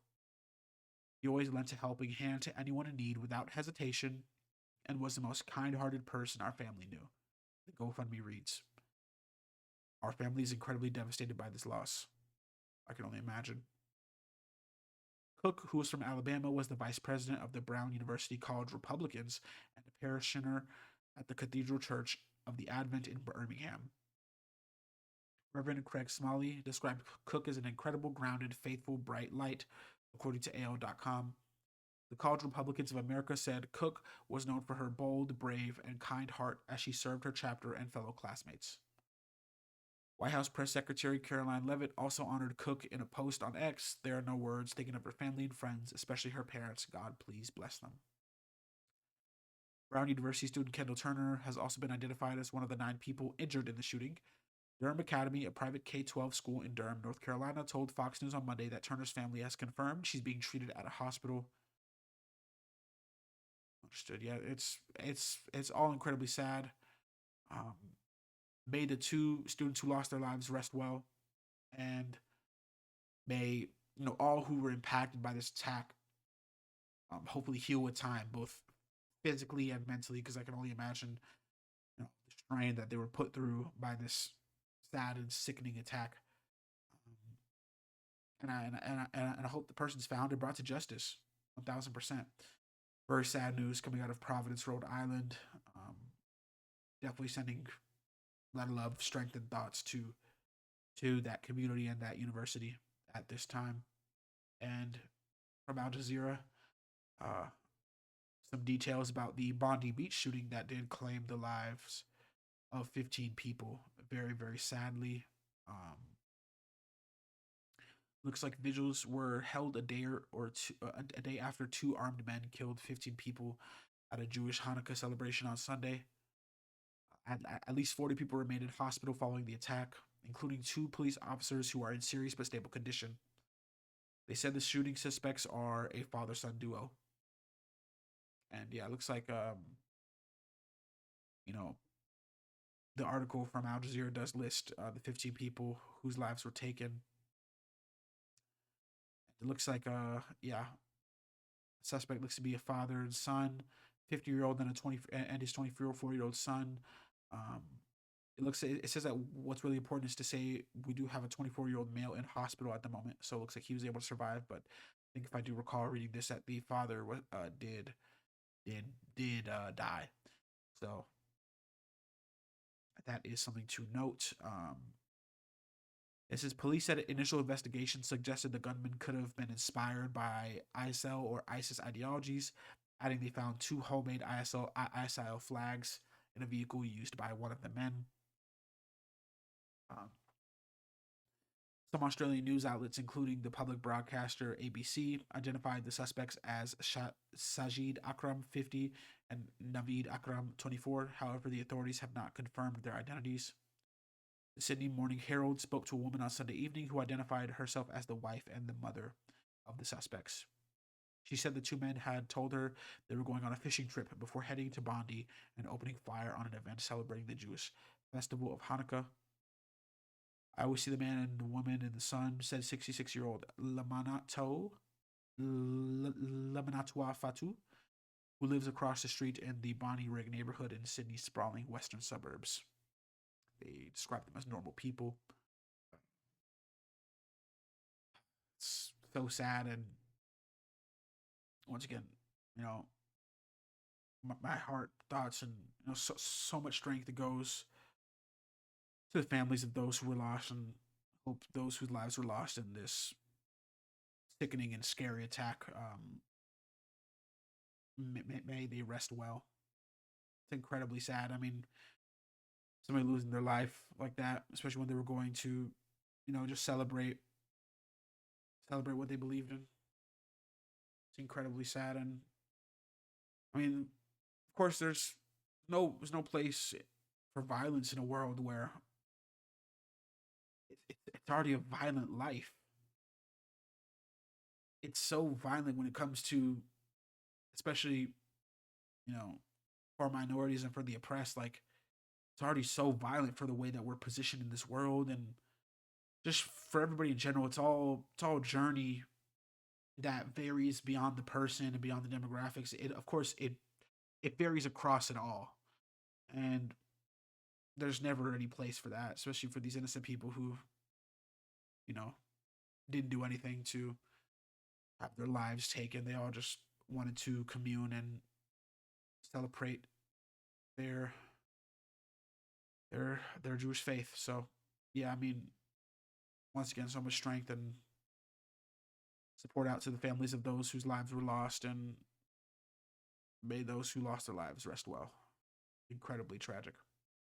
Not incredibly, excuse my language. I use that only to express the magnitude of how sorrowful the loss is. Never incredible. The loss of life. Moving on to the next topic. This is far different from the serious tones that were expressed in the previous articles, politically and incidentally. This is related to an incident coming out of a college football program. It states that the fired Michigan coach Sherrone Moore being charged with three different crimes. Sherrone Moore is the coach for the Michigan football team, of the University of Michigan. Definitely one of the largest and most notable organizations in D1 college football for sure. And here's from ESPN out of Ann Arbor. Former Michigan football coach Sherrone Moore faces three criminal charges as his arraignment Friday revealed details of his actions that led to him being arrested and jailed hours after he was fired Wednesday. Prosecutors charged Moore with felony third-degree home invasion, and 2 misdemeanors: stalking in a domestic relationship and breaking and entering. Moore was released from jail after meeting the $25,000 bond. The arraignment and charges offered a window into Moore's actions after he was fired for cause due to an inappropriate relationship with a staff member. Prosecutor said Friday that Moore forced entry into the woman staff member's apartment and said, "I'm going to kill myself. I'm going to make you watch. My blood is on your hands. You ruined my life." Let's see. Moore appeared by video conference at the arraignment, stating his name and clearly answering 2 questions with, "Yes, Your Honor." He wore a white jumpsuit, his expression sullen and his hands folded on his lap. He appeared to wince as the prosecutor went through the timeline of his actions. First assistant prosecutor Katie Resmirsky detailed the timeline of Moore's actions after the firing as he barged his way into the woman's apartment. He went to a drawer in the kitchen and grabbed several butter knives and a pair of kitchen scissors before threatening to take his own life. The prosecutor also detailed that Moore had an intimate relationship with the woman he worked with for a number of years before she ended the relationship Monday. Split prompted a flurry of calls and texts from Moore that the woman did not return. Moore is married to another woman, and they have 3 children. God fucking mercy. Moore's actions in the wake of his former lover breaking up with him led her to go to officials at Michigan and detail their relationship. The school had previously investigated a tip about the situation, sources have told ESPN, but could not prove it occurred. The woman's admission and supporting evidence led the school to quickly dismiss Moore for cause, saying he violated both his contract and university policy. Michigan will not have to pay Moore the nearly $12.3 million remaining on his deal because he was fired for cause. Holy shit, nigga, you fucked up big time. Holy crap. The woman called police after Moore barged into her apartment, of course. Resmirsky called Moore's behavior a series of very, very threatening and intimidating and terrifying statements and behaviors.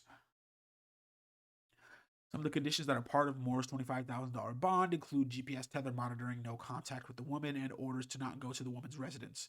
There's probable cause conference set for January 22nd. Happy holidays, nigga. Happy holidays, nigga. Moore's defense attorney, Joe Simon, declined to say where Moore would stay upon release. He also wouldn't comment on Moore's state of mind or mental health. Simon said that Moore had undergone a mental health evaluation and was turned back over to law enforcement. Yeah, nigga, you're not kooky, you're not crazy. You just constantly stupid. You're just constantly stupid. And mind you, there's reports that his wife wants nothing to do with him. AKA, where is he gonna stay? Because I know he's not welcome in his family home.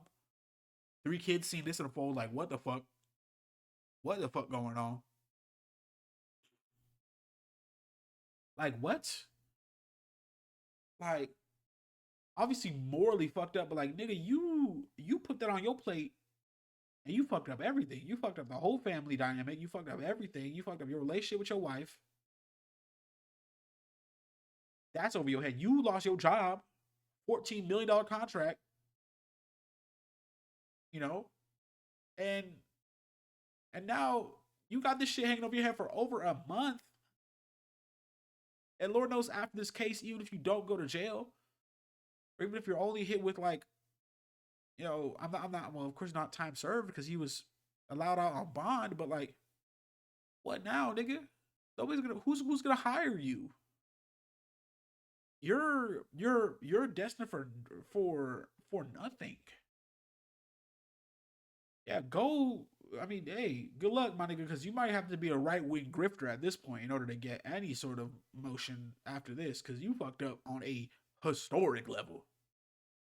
Not only on moral grounds of you fucking up the relationship with your wife, your kids are gonna look at you nowhere near the same.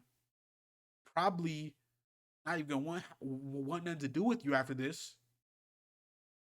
You lost a multi-million-dollar salary, and you're probably banished from the entire industry of coaching, football coaching, and coaching in general.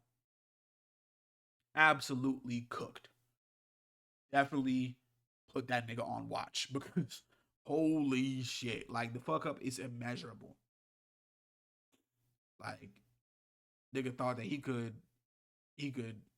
get a little play going on off to the side. Um, shitting where he sleep. I guess I'm not sure if that's a good way to characterize this, but and apparently there was a additional tipped, like something that sort of tipped it off even more was um, this nigga ordered Plan B to the facility that he worked at under his name. He DoorDash Plan B to the facility that he worked at under Sherrone. See a nigga talk about it. He was like, bro, I get DoorDash under a completely different name all the time. Like here, like nigga, take this pin, take this confirmation, and go. You blew up the spot like that to the place that you work. Then you couldn't even get it down the block. So no contact, nothing. No contact delivery. Hey, I'm glad his spot got blew up. Personally, ain't no space for none of that, especially when you agree to a monogamous relationship and marriage with your wife. Hey, man, you reap what you sow, my nigga, but you couldn't even clean up or do nothing right on that front. And yay, the fuck up is all on you. It's like it's scary because you're so mentally fucked to the point where it could have caused this woman her life. Maybe if you were violent towards her, but you were over here just trying to threaten your life about it because she spilled the beans about how weird you was acting and the shit that you was on. Like what?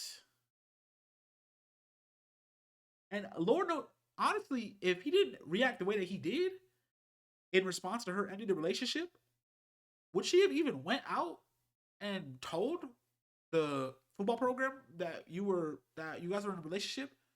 Maybe she just felt unsafe because that's how horrible of a person that you seem to be. Fucking hell, bro. The fuck up of the decade. Fucked up the marriage to his loving wife, who he has 3 kids with, and fucked up the multi-million-dollar salary in the process. Yeah, you're worse than Cook, nigga. You're deep fried 3 times over. Holy shit. That ends that. Man. Yeah, I mean that that caps off the news section of the podcast. I mean, glad I got into all these topics. We're an hour and 47 minutes away. Or excuse me, an hour and 47 minutes in. Let's keep trucking.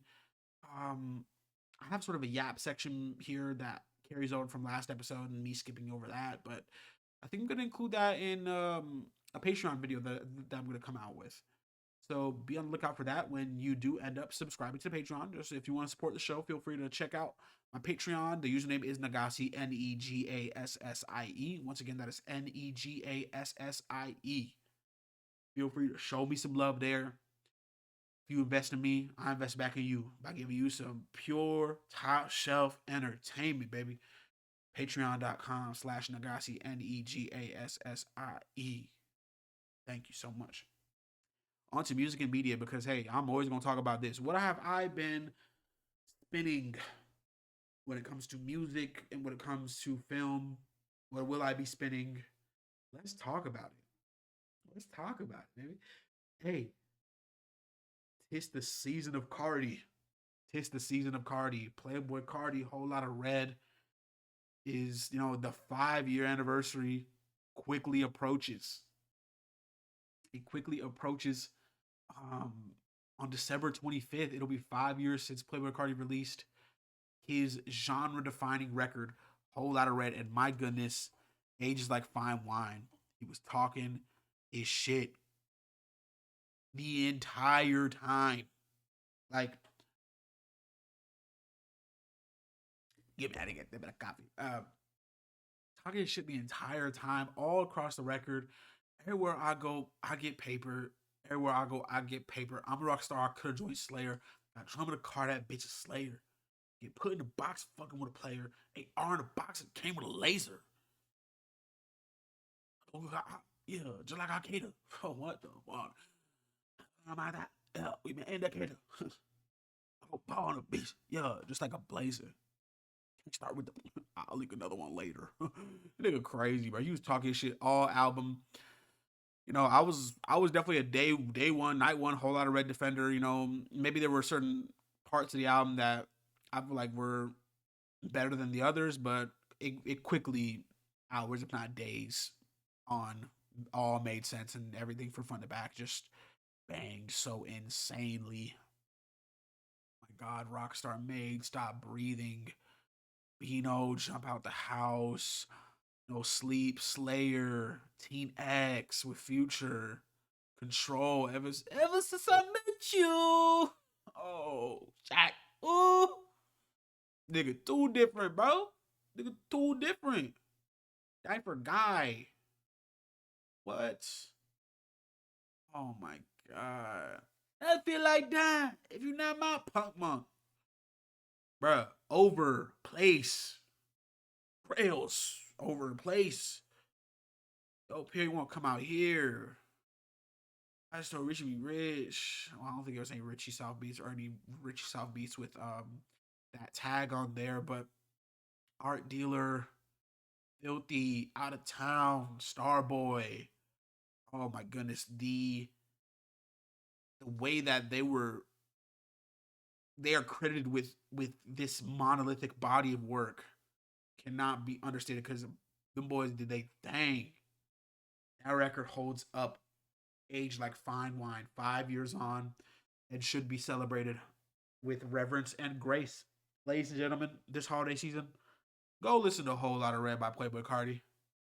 Go re-listen to it, and if you can, shed your own light in the comments below. Let me know. Hit me up on social media. My usernames on social media on my Twitter and Instagram are Negassie, Negassie underscore. Negassie underscore on Twitter and Instagram. Hit my line on TikTok. Negassie, Negassie. Just look that up. You will find me. I be posting on there daily. Comment on one of my videos saying, hey, I was listening to your podcast and I got to the music section. You was talking about A Whole Lot of Red. Bang. Bangers love it.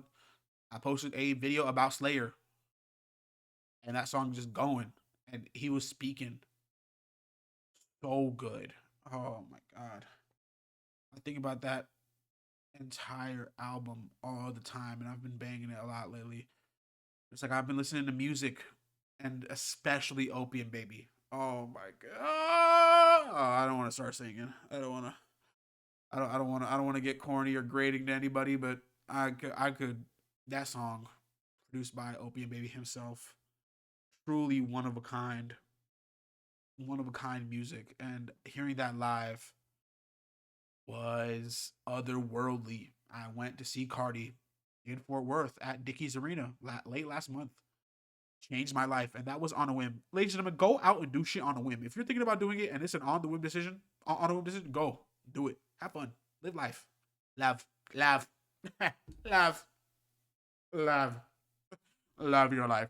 Because I went to I went to this Christmas party last night that my apartment was holding, and bro, they had some good food, different types of chicken. They had mashed potatoes. They had peas. They had corn. They had gravy. They had fluffy biscuits. They had dessert. They had drink. They had drinks. They had everything. I did that on a whim. 20 minutes into the party, I saw the text coming. They was like, "Please join us for the party." I said, "Okay, bet." Food, bing, a well needed meal, a meal that I wasn't gonna get from nowhere else. Niggas still wait till the next paycheck. Like, nigga, what? You know, because I like to think in, I like to be smart with the bread when it comes to like, between paychecks. I don't want to overdo nothing, so I'm kind of holding myself up to like not getting any like, ordering out like that until this next paycheck hit. Then I can sort of treat myself. But yeah, well needed meal in general because I once again starting back from the top of the podcast, I've been feeling massively deregulated, and I needed a good meal in my stomach.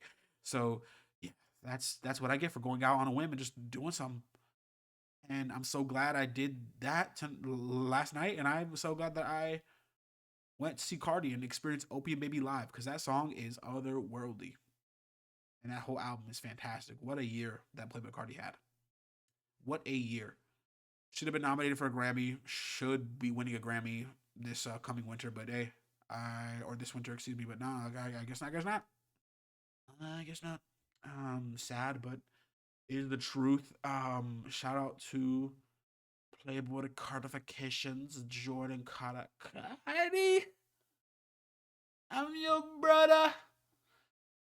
Next album, Tana, Banna. The album is called Banna from the artist Tana. Amazing, amazing album from 2024. It all kind of kicked off with Decatur for me, releasing as a single on SoundCloud to critical acclaim. That was being teased, produced by Zaytoven. Love that dynamic that the young buck has with the seasoned legendary veteran that Zaytoven is. They recently released a song called Magic City that's also banging. Great song.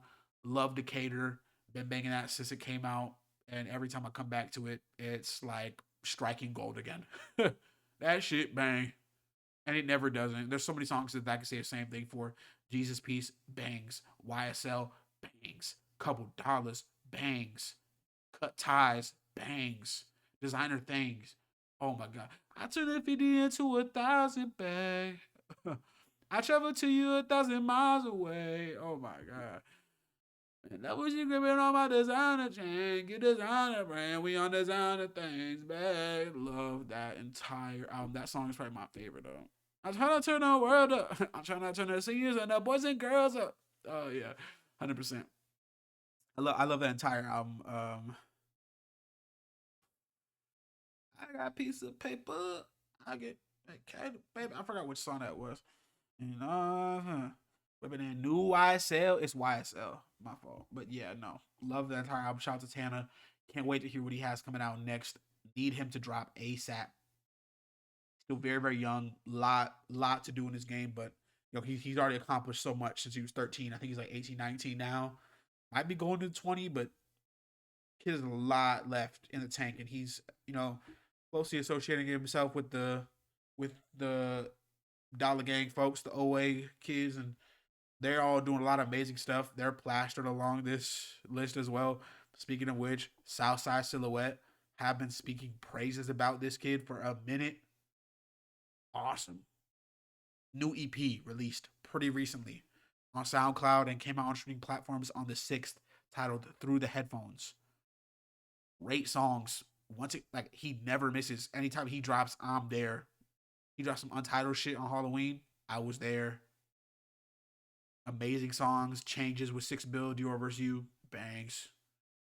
There was another song on there that was highly anticipated. I think the first two songs he had released some snippets of. Loved them. And this Through the Headphones EP is no different. Ooh. Ooh is probably might be my favorite song on there. What Happened to Love? So good. Oh my gosh. I think there's another one called like On the Road or something like that, or like Life on the Road. Um every single song on that EP is so good and so worth listening, so tantalizing, so emphatic. Truly beautiful stuff. And shout out to him. Can't wait to see what he keeps putting out there for the world to see. Hope he keeps putting the gas on the gas on the or his foot on the gas. Excuse me. Ooh, I don't know. What just hit me?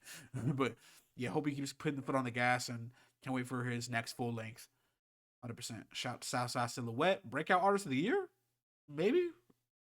Maybe. Well, I don't know. Next artist, staying within that lane of like OA, PZ. PZ, man. This kid, his artist name is just PZ with an apostrophe at the end.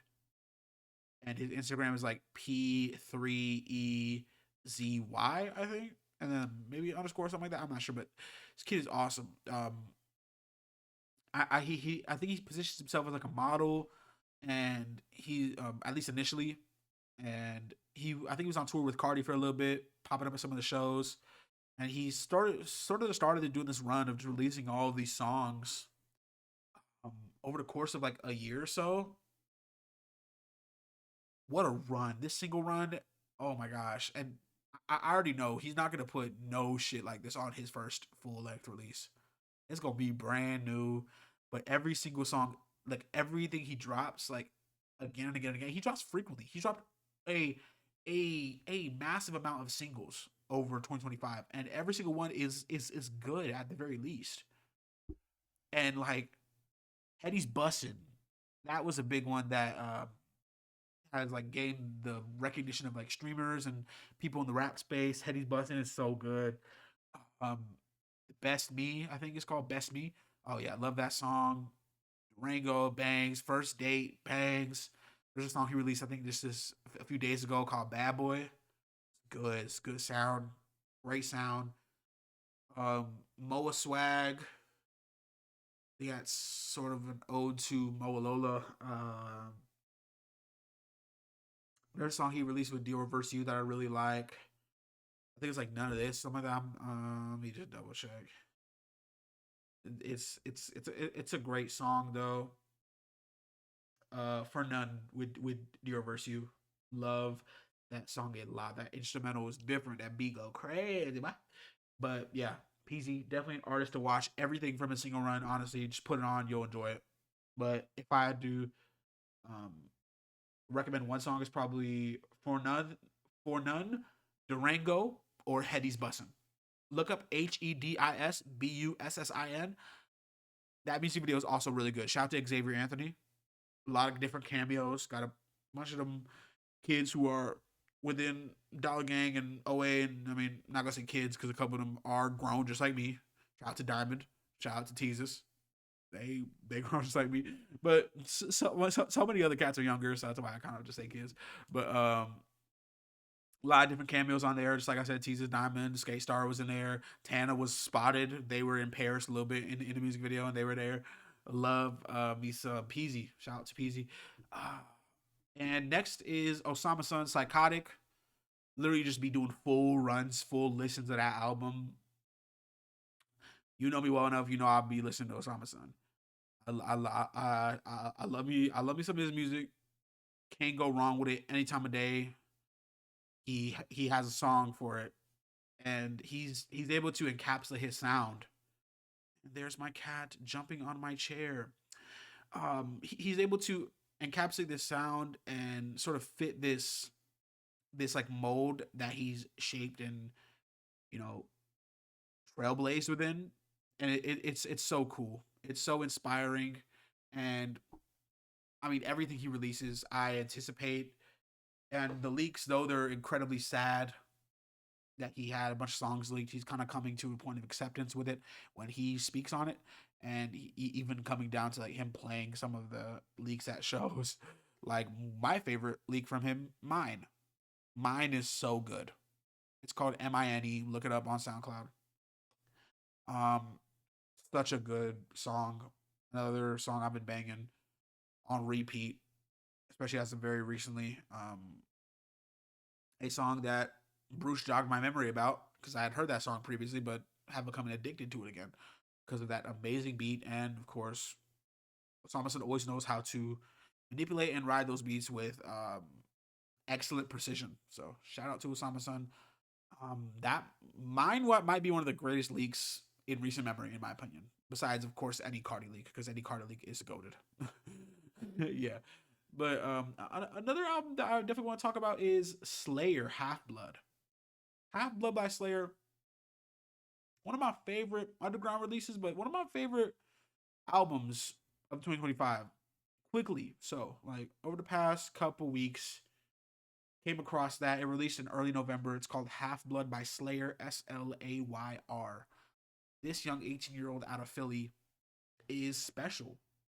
And honestly, his authenticity when it comes to his images is great too because at the end of the day, oh no baby, um, he's he's just a kid who likes playing video games and making music.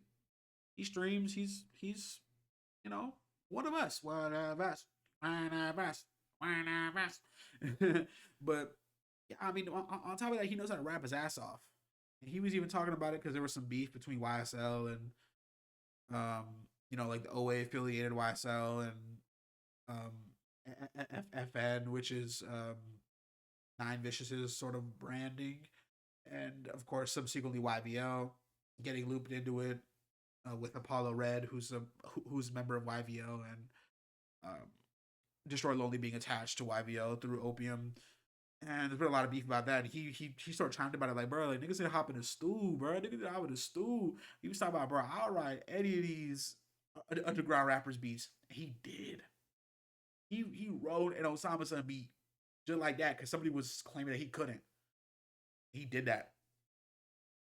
He did. He did really good. Super promising. I would love to interview him. I want to interview Slayer, and I might reach out to his manager because his manager commented on one of my TikToks where I was sort of like impersonating the way that he sounded on 24/7, which is a song on that album. I was like, "Can you be my world? Oh, and I," because he was hitting them notes, and he like commented on my TikTok saying, "Thanks, brother. Ticks on me." I was like, "What? Oh, say that." And he in Dallas, I'm gonna pull up that comment and be like, "Hey, pull up the manager, bring the manager here," because I'll support him because he's a great burgeoning artist who's coming up and he's getting the notoriety. His songs, a lot of those songs, I think every song on the album has hundreds of thousands of plays, and I'm glad that he's getting the recognition because that tape is fire. Half Blood by Slayer. Go check it out. A great cohesive body of work. Transitions are decadent. Love it. Still spin it to this day. Been on repeat. Played it almost every day for weeks. So Half Blood. Um, Switching over to more alternative sounds. Cocteau Twins, Heaven or Las Vegas. Amazing, iconic 1990 shoegaze release from this amazing ensemble of musicians. Just the way that the sound just makes sense with the voice, and they're able to be just like sort of be. I don't know. It's like sort of being in music. It's very dreamy, contemplative, walking around and like lingering in like certain intersections of parks and greenery, and I don't know, it's just the way that imagery is created for me is inspiring, and the way that it kind of sounds like there's like at certain songs speaking a different language, which is so cool, but it's just a Scottish accent. I mean, loved that record for years. Ended up getting it on vinyl at some point and cherish it. Fantastic. Heaven or Las Vegas by Cocteau Twins. Cocteau Twins.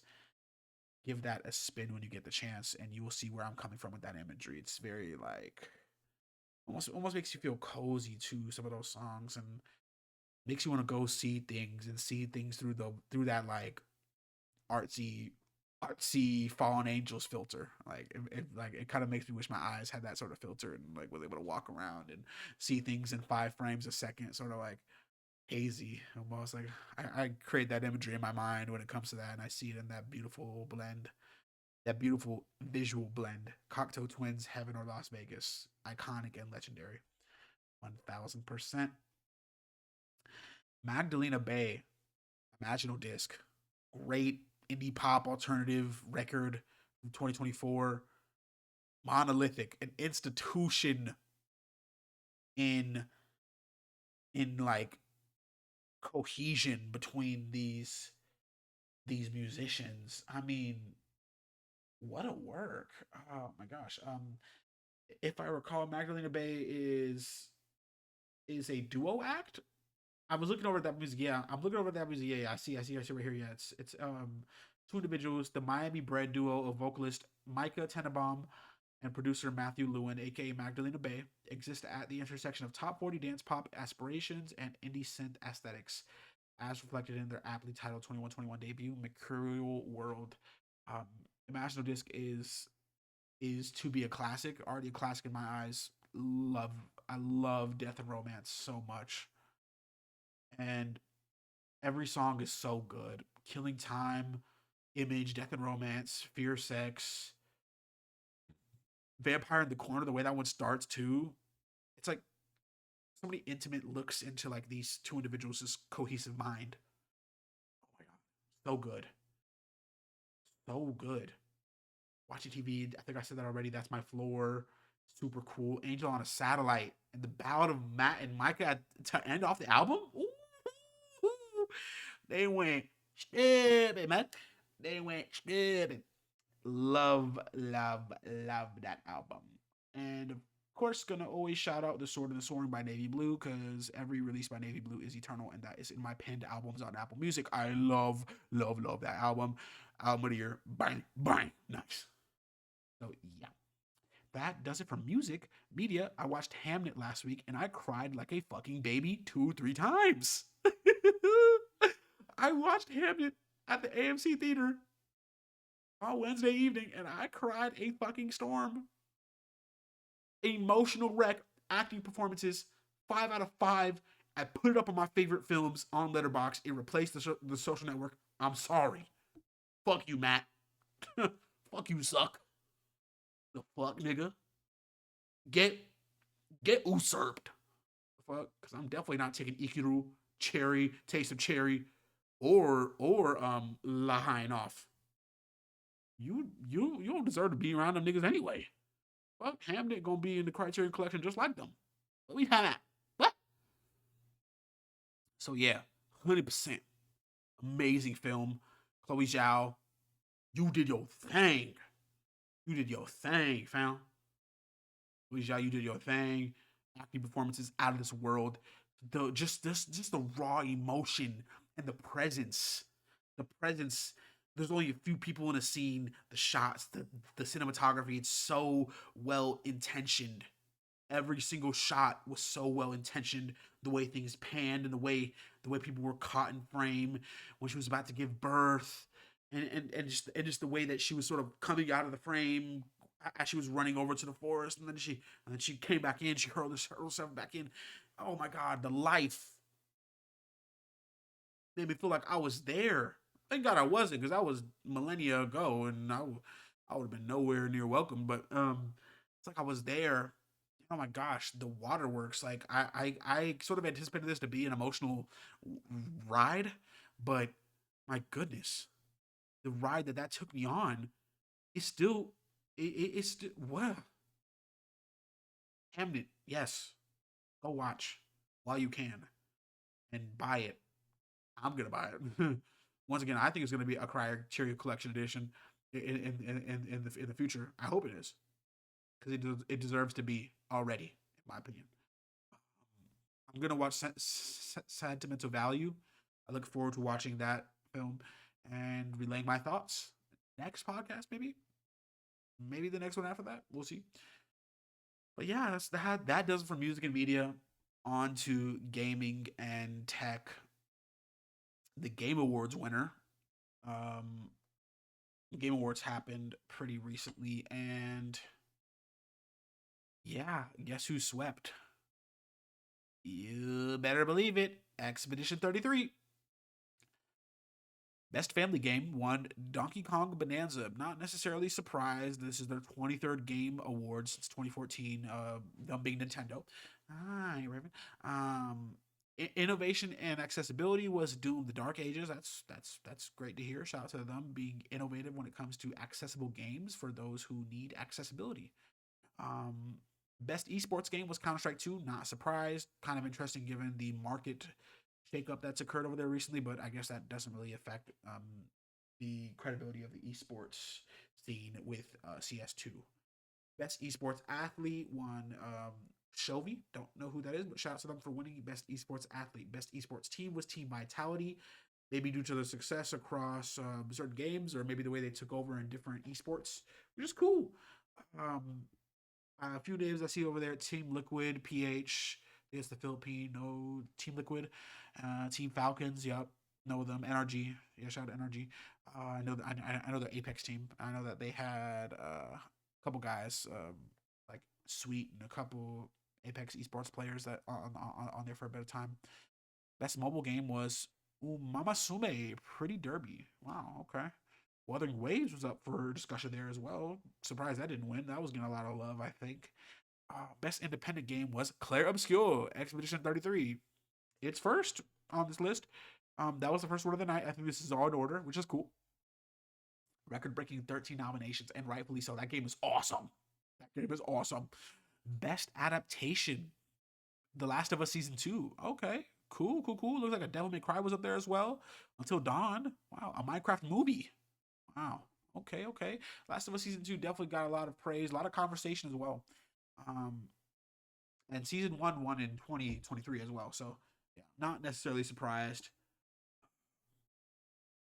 Best action game is Hades 2. Makes sense. Hades 1 is fun. I have that on Switch. Makes sense. Didn't get to Hades 2, at least as of right now. So looking forward to maybe getting to that in the future. Best performance is Jennifer English for Claire Obscure 33.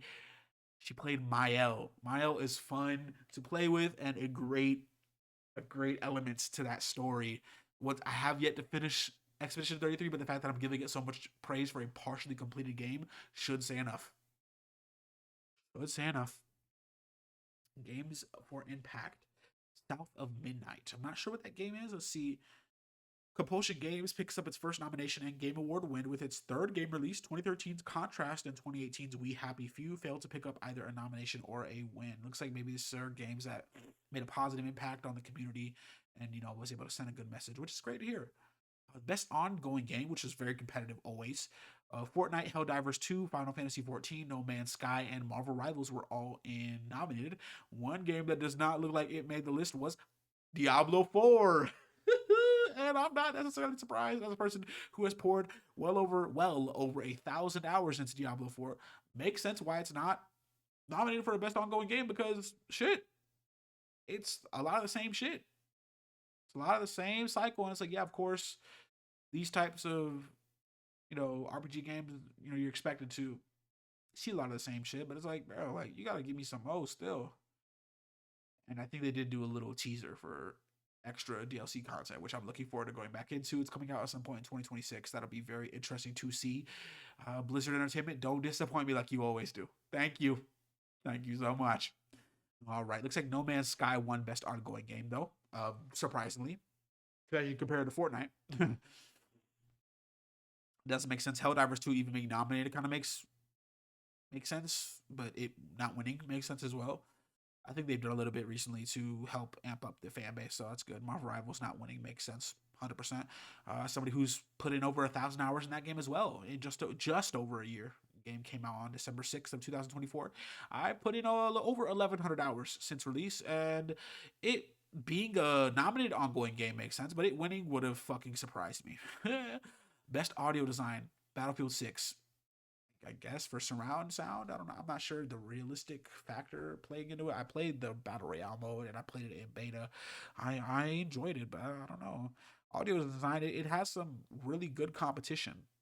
Clay Obscure, Expedition 33, Death Stranding 2, Ghost of Yote, and Silent Hill F were all nominated and probably should have won over Battlefield 6, in my most honest opinion, on a one-to-one comparison between Battlefield 6 and all of them. I don't know. I guess I'm just not big into shooters like that anymore, besides specific hero shooters. So be it. You know, Content Creator of the Year, Moist Critical one, very reliable content creator, always releases content. Um, yeah, I mean, makes sense. I mean, it looks like Kai Cenat, Kadril, don't know who that is. Sakura Miko, don't know who that is. The Burnt Peanut. Kind of surprised that Kai Cenat didn't get a nod because of the historic year he's had popularity wise and just with the marathon and everything that happened there. But Moist Critical, I mean, very very very beloved in the gaming community. A very avid gamer himself, so makes sense that he wins a game award for content creator of the year. Best fighting game. Looks like 2XKO, Capcom Fighting Collection 2, Mortal Kombat The Legacy Collection, Virtua Fighter, and Fatal Fury City of the Wolves were all nominated, and the final on the list, Fatal Fury City of the Wolves won. Not too sure about it, but hey, shout out to KOF Studio for that win. Most anticipated game was Grand Theft Auto 6. Shouldn't be a fucking award. Um, at least I'm thinking of that because GTA 1. I don't know. These niggas have been pushing it back. They pushed it back hopefully a final time to November of next year. So we'll fucking see. It went up against Resident Evil Requiem, 007 First Light, The Witcher 4, and Marvel's Wolverine. Makes sense that it is the statistically most anticipated game ever, probably, and it's probably because it's been pushed back a million times. But I mean, fuck them, man. I don't know. So many people. It's like it kind of makes me sad when I think about it. It's like you're letting down the fan base to the point where I'm thinking about like so many people who like unfortunately won't be able to experience GTA 6. Like nigga, like y'all been teasing that shit for years. And it's like these niggas have been like we're seeing so much shit unfold before GTA 6 releases, and it's like we're seeing so much shit unfold before GTA 6 releases. That was like a joke at one point. Like, oh my god, we got this before GTA 6. Nigga, we're gonna get anything before GTA 6. You name it. Fuck. Best sim strategy game. The Alters, Final Fantasy Tactics, the Evilis Chronicles, maybe, which did win. Jurassic World's Evolution 3, Civ 7, Tempest Rising, 2 Point Museum. Okay, shout out to the sim genre. I'm not too caring of it. I have Civ 6, I think. It was kind of fun. Played it a little bit on my last Windows PC that I had before selling it, and it was cool. It was all right. Best debut independent game, Clay Obscure, 33 1. Bang! Had a timeout. Dispatch was also nominated. Good game, but Expedition 33. Bang! Best score in music, Expedition 33. Bang! Another one. Went up against Death Stranding 2, Ghost Diote, Hollow Knight, Silk Song, and Hades 2. Stacked. Stacked category. Still won. Best sports racing game, Mario Kart World 1. Oh my god, it's hilarious. Compared to like actual racing games and sports games too. EA Sports FC 26 getting nominated was probably just like here nigga damn nomination. But okay. Shout out to Mario Kart World. Makes sense. Best community support. Baldur's Gate 3 got the nod here, which is cool. But I mean, I don't know. Fortnite's really receptive. Like that could have, was it's an argument there. Um, Baldur's Gate 3 becomes the most successful game in a Game Awards history. Wow, it was tied with The Last of Us Part 2 on 7 awards, but this win brings it to 8. We'll see if that lasts the night. That's crazy. Shout out to Baldur's Gate 3. I mean, have considered getting that for months and months and months and months and months because Diablo 4 has not been satiating my thirst for this type of game. But yeah, shout out to BG3, most successful Game Awards game ever. Best VR AR game, The Midnight Walk won, compared to a few other ones. Deadpool VR is one. Alien Rogue Incursion. Okay, shout out to The Midnight Walk. Don't know what it's about, but hey, to the VR gamers, I got something to fight for and stand behind. Best role playing game, Claire Obscure Expedition 33. Bang! The fuck? Player's Voice Award, Wuthering Waves. Merely Statistic, the Real Player's Voice Award, Claire Obscure Expedition 33. Bang!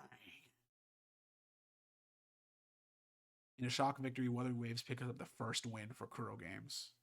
Y'all just won the Player's Voice Award. Hilarious, man. That game has been talked about a lot just for it to win Player's Voice. Hey, the player spoke. I guess that's for sure. Shout out to y'all. In my opinion, Expedition 33 should have got that, but maybe it's because the other the other the other categories are maybe centered around like quality and what the critics assumed based on quality and are considering the winner for based on quality and it being better quality than the rest in those respective categories. This is more so from the player itself, and hey, that holds a lot of weight. So shout out to Wuthering Waves for winning it. Not trying to knock them too much. Haven't played it before. It went up against Hollow Knight, Silk Song, Genshin Impact, Dispatch, and Expedition 33. So respect. But back to the madness. Best narrative, Expedition 33. Bang! Won against Death Stranding 2, Ghost of Yote, Kingdom Come Deliverance 2, and Silent Hill F. And Claire Obscure Expedition 33 ties The Last of Us Part 2 for the most wins in a single year with its 7th win on the night. Best multiplayer, Arc Raiders, a game that I bought but still haven't gotten into. Went up against Battlefield 6, Elden Ring, Night Rain, and Peak and Split Fiction. Nothing too crazy, but Elden Ring Night Ring is comp. Peak had some social media traction for sure. Arc Raiders is winning over the streamers and all of the gamer population. A fresh take on extraction shooter, great stuff. I played it in beta in October, loved it. Can't wait to get into it more, hopefully in the near future. Shout out to Arc Raiders. Bye. Best game direction, Expedition 33. Bang! Went up against Death Stranding 2, Ghost of Yote, Hades 2, and Split Fiction. Come on, now. and Clear Obscure Expedition 33 is now the most successful game in a single night and the joint most successful game of all time in a single year. Absolutely insane. And guess what, nigga? It don't end there. Game of the year, Expedition 33. Bang, nigga. To my audio listeners everywhere, I'm sorry, but and there we have it. Claire Obscure Expedition 33 is now deservedly the most successful game of all time at the Game Awards. Yes, rightful glaze, rightful glaze. Such a great game. This conversation has now inspired me to really get back into it and finish it. I love that game for everything it is. Storytelling, sound design. It's so good. The way that they structured it development wise, and you're just able to tap, hit a save, and get right back into it. It's a very quick and snappy game, functional game, fun. If you need a foray into turn-based games, get on Expedition 33. Even before Hearthstone, anything else, get on Expedition 33, bud. Great game, deservedly. Man, yes. Damn near swept. I think it only lost like one or two categories. I think I'm if I recall, maybe more, but made hay went up. Record breaking 13. I think they won. How much did I just say? My memory failing me. Is my memory failing me? Is my memory failing me? Just looking ass nigga. Hold on. 7th, 8th, 9th. Okay, so they did lose 4 categories, but 8. That is a crazy clip. That is a crazy clip. I mean, that win percentage is notable, my nigga. What? 69.23% win percentage? Based on my calculations? Based on my calculations. That's a crazy ass win percentage. Breaking records in nominations and wins alike. Sorry. Went crazy. Shout to Expedition 33. Can't speak on it any more fondly. I guess I can maybe when I finish it. Shout out to that, man. Shout out to the Game Awards. Let's talk about RAM prices. Holy shit. RAM prices have taken off, and it just all comes back to me saying that we need to hate AI more. We need to resent and feel disgust at the thoughts of AI. Crucial will honor RAM and SSD warranty as Micron, its parent company, nixes renowned memory brand to chase AI profits. Another major memory and SSD storage maker has bad news for consumers. The Crucial brand is being sacrificed on the altar of AI profits after 3 decades in existence. God damn it. Finding so much success and profitability and moral good in providing RAM solutions for the people who want to make their own PCs and do what they got to do on a consumer level. Now, looking over to the business side of things and saying, capitalism. Let's go. Let's go help appease these big corporations who are literally boiling the ocean with every single data center built and every subsequent user query. Every single generation of slop and every certification. The fuck up out here. One of the top 3 memory makers, Micron, has announced its exit from the consumer business. 3 decades. Sorry, I turn off my alarm. 3 decades after establishing the renowned Crucial brand.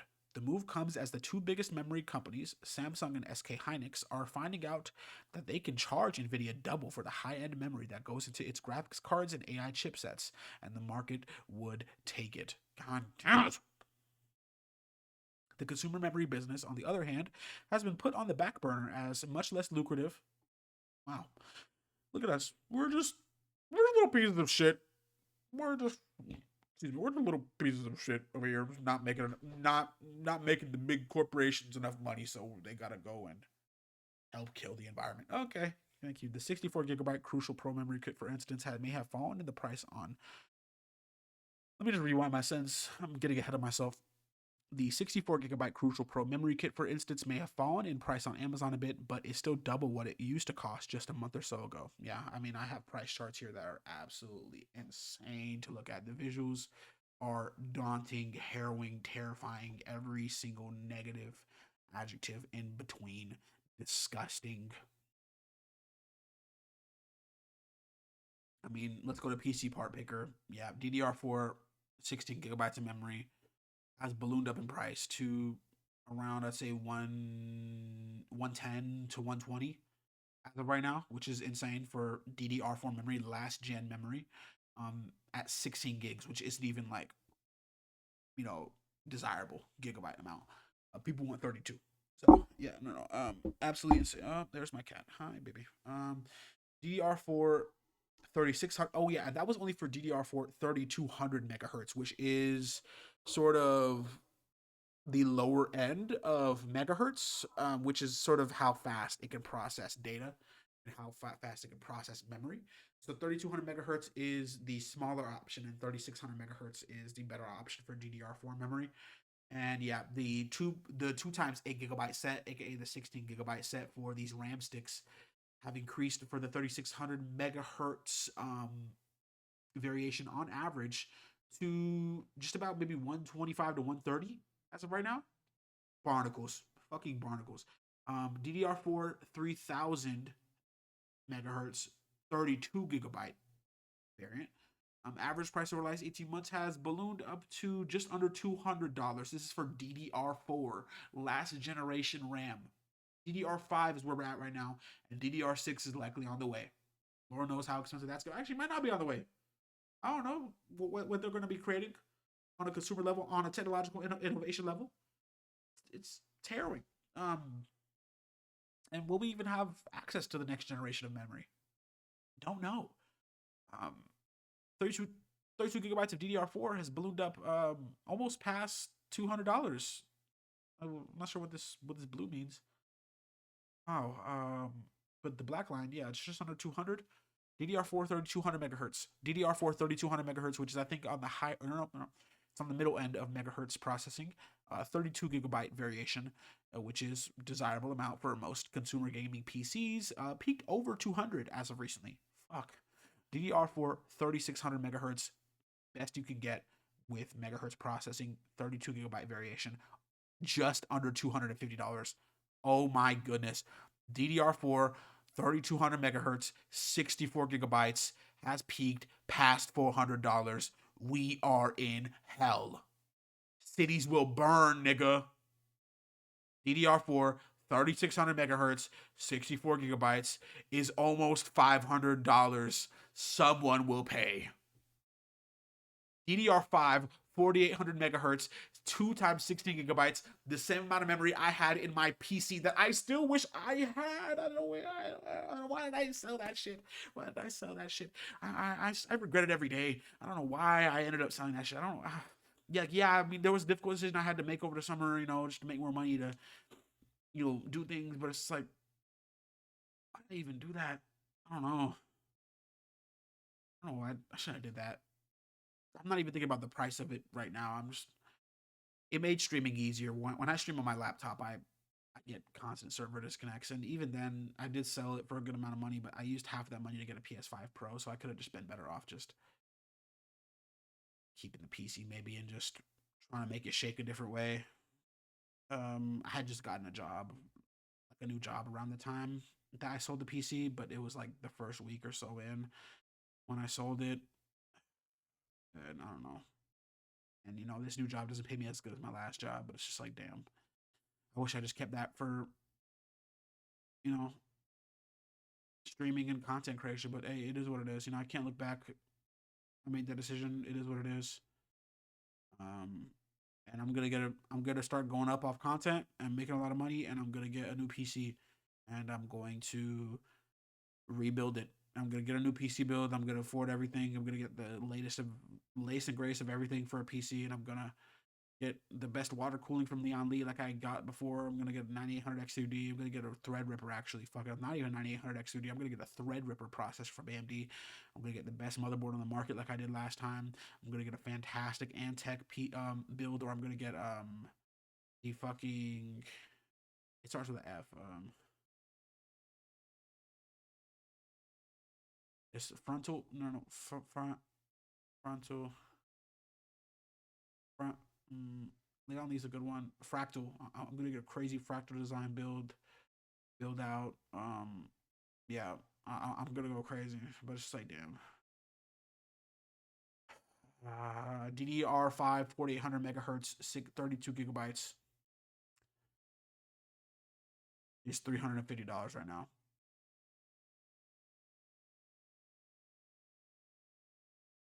That's insane. When I got it last year, it was under 100. Wow. DDR5 5200 megahertz, 32 gigabytes has ballooned up past 400.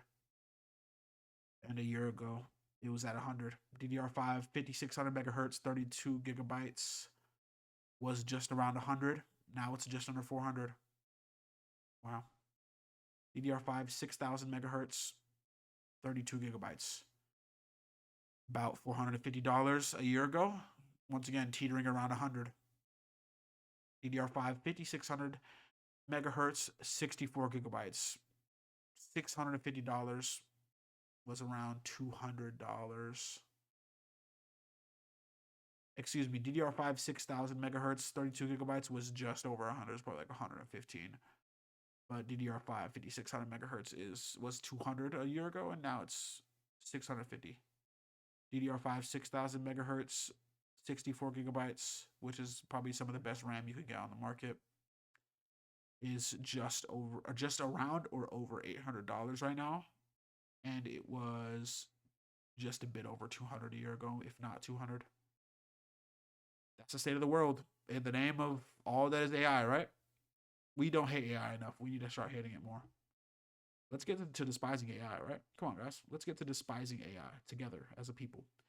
We can do it. Yep. Not even gamer DDR5 RAM kits are safe as well. Another article from Notebook Check, which is the same publication that I was looking at the crucial Micron RAM article. Not even gamer DDR5 RAM kits are safe from OpenAI, as OpenAI employees are allegedly buying any DDR5 kit they can. They said, here's the company black card. Go buy it all. Scoop it all up. Any price. Doesn't matter if they balloon it up. We have trillions of dollars. Sad. The memory market is in the gutter. To give you an idea of how bad things are, you can currently buy a refurbished Acer Predator Helios Neo 14 gaming laptop with an RTX 4070 and a 2-year warranty for less than the price of this Corsair DDR5 64 gigabyte memory kit. Nigga, you could. So some people are like, "Oh yeah, I can't afford RAM, but I can afford a Ford Ram 1500, like a whole truck from Ford," which is crazy. Like low end RAM could get you a nice little A to B whip damn near at auction. What have we come to? According to Moore's Law's Dead, not only is OpenAI hoarding most of the global memory supply, but the company is also allegedly buying up consumer DDR5 kits. OpenAI employees are reportedly walking into retail stores and trying to get their hands on as many DDR5 kits as possible. Information came to MLID through several sources, including retail and RAM suppliers. Interestingly enough, the alleged OpenAI employees aren't just buying ECC memory, but even DDR5 memory modules targeted at gamers. So OpenAI's strategy, which seems to be more focused on depriving the competition access to fast memory, is not only affecting their competition, but also gamers and general consumers. From GPUs and SSDs to laptops, nearly every consumer tech segment that uses RAM is suffering from the memory supply crunch. We are already bracing for an increase in laptop and GPU prices, for instance. And honestly, I wouldn't be surprised if the pre-built market regulates up to to accommodate to the prices of the RAM that is inside of them. Because pre-builts have everything, right? At least most do. They have the GPU, they have the RAM, they have the motherboard, they have the CPU, they have the cooling, they have the case itself. In some cases, good wire management. So yeah, I mean, who knows? And what's even sadder is people are suspecting that Valve which is a game developer and a hardware creator who are behind the revolutionary Steam Deck, which is a handheld gaming competitor, as well as the recently announced Steam Machine. There are leakers suggesting bare bones Steam Machine models with $400 price tags to address the DDR5 RAM storage shortage, excuse me, because of course that Steam Machine was supposed to have DDR5 RAM in it off the rip. And at that point, my nigga, just keep that shit. To be honest with you, just keep the fucking Steam Machine in general. Not only are you going to make it an abhorrent price, you're supposed to compete with the console market. But Valve is over here not responding well to Linus Tech Tips talking about, hey, this could this be similar to a PS5 or could this be even a $600-$700 thing? They didn't respond well to that. So it's going to be twice the amount of a comparable budget PC that you could probably get pre-built. There's even some people suggesting there being bare bones models where you got to get out of the mud yourself and spend a pretty penny putting RAM in it. No, the consumerism has gotten to a point where now they're not even giving you everything that you need to invest in the consumerism. And now they want you to put more of your dollar into other things. They said, fuck it, if it don't gotta be us, that's fine, because we're gonna be inheriting some of that investment, trying to recuperate it in these sales. We have to make this attainable for the market at some rate. So depriving it of RAM and making it a reasonable price, quote unquote, even if you need the RAM to function, which means you're gonna have to flesh out extra money somewhere else, so be it. That's a mix of market manipulation. That's a mix of market maneuvering and reputation management that I don't align with. So hey, if Valve, you do that, not only are you not getting this purchase from me, I'm gonna be recommending to every single person I know and this platform that you do not buy that shit, and I will provide direct sources to pre-built PCs that exist on the market right now for $500, similar to an actual fucking console that perform and load up OSs just like your Steam machine is supposed to, if not better, and is modular just like the Steam machine is supposed to be. So they could upgrade it as they see fit. I will recommend that to the masses. And I will buy one myself if I need to. If, by then I won't be able to buy my own type of build again that I had before, which was a very high-end build. No, we're not doing that shit. Don't fucking play with us. Because you got niggas all riled up and all giddied up, ready for this console killer. And if y'all are complicit with this type of nefarious capitalistic suggestion, y'all are fucking up your reputation that you've built up and spent years like very, very carefully molding and carving and decorating. Don't do that. Don't fuck it all up in one fucked up decision, okay? Word to the wise. Hopefully there's a couple wise niggas in your circle. Dig. Fuck. Keep it.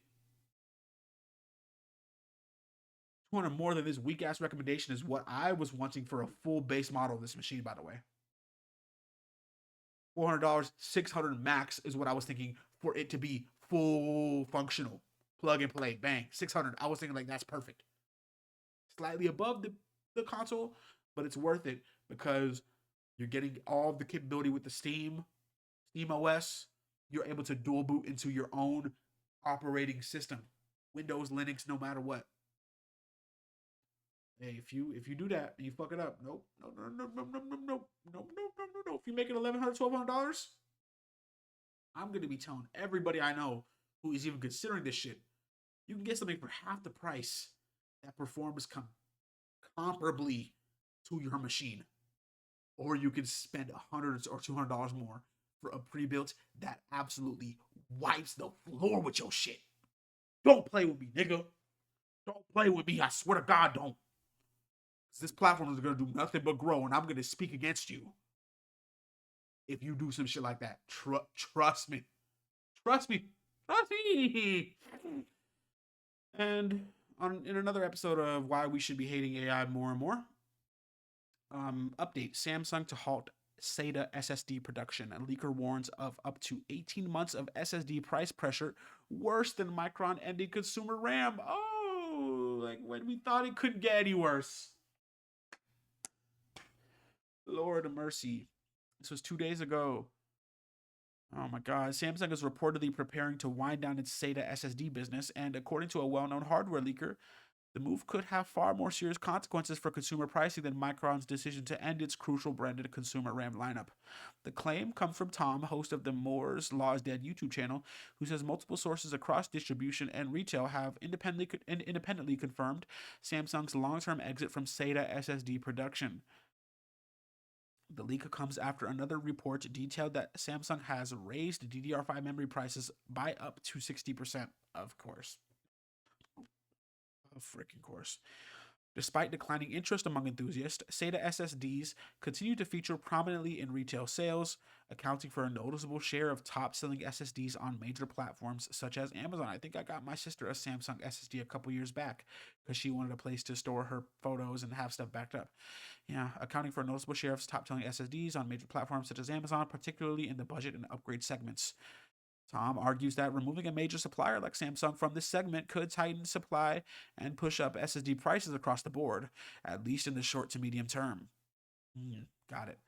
Why Samsung exiting SATA SSDs could raise SSD prices overall. According to Tom, the key issue is not whether SATA SSDs are technologically outdated, but how much supply they still represent. He points out that roughly 20% of Amazon's top SSDs bestsellers are still SATA based, with Samsung drives making up a notable portion of that list. So yeah, I mean, of course, the market's going to move accordingly to this deprivation, and it's sad. I mean, it's definitely sad. I'm not sure if this is directly contributed to AI actually, but I will find any reason to shed this negative light on AI. And if I have to say fuck it, AI's fault, AI's fault. Like I'll do it. But I mean, yeah, it's crazy to consider. I mean, apparently, oh, maybe like a day ago, it says Samsung denies reports that it is exiting SATA SSD production. Just from MSN. Samsung denied that it will soon be winding down production of SATA SSDs. A Samsung Electronics spokesperson said the rumor regarding the phasing out of Samsung SATA or other SSDs is false. So while SATA drives from Samsung aren't going anywhere, surging prices and supply constraints for other SSDs remained different matters entirely. Okay, well, this is still speaking to a greater issue in the memory market in general. Okay, understood. Let's say you have this friend, right? And let's say they took one look at the current memory pricing apocalypse and the knock-on effect it's having on NVMe SSDs before scoffing, well, I'll just pick up some SATA drives. I'll save money then. Well, this friend of ours might want to get a hustle on as these maybe become pricier and harder to find very soon.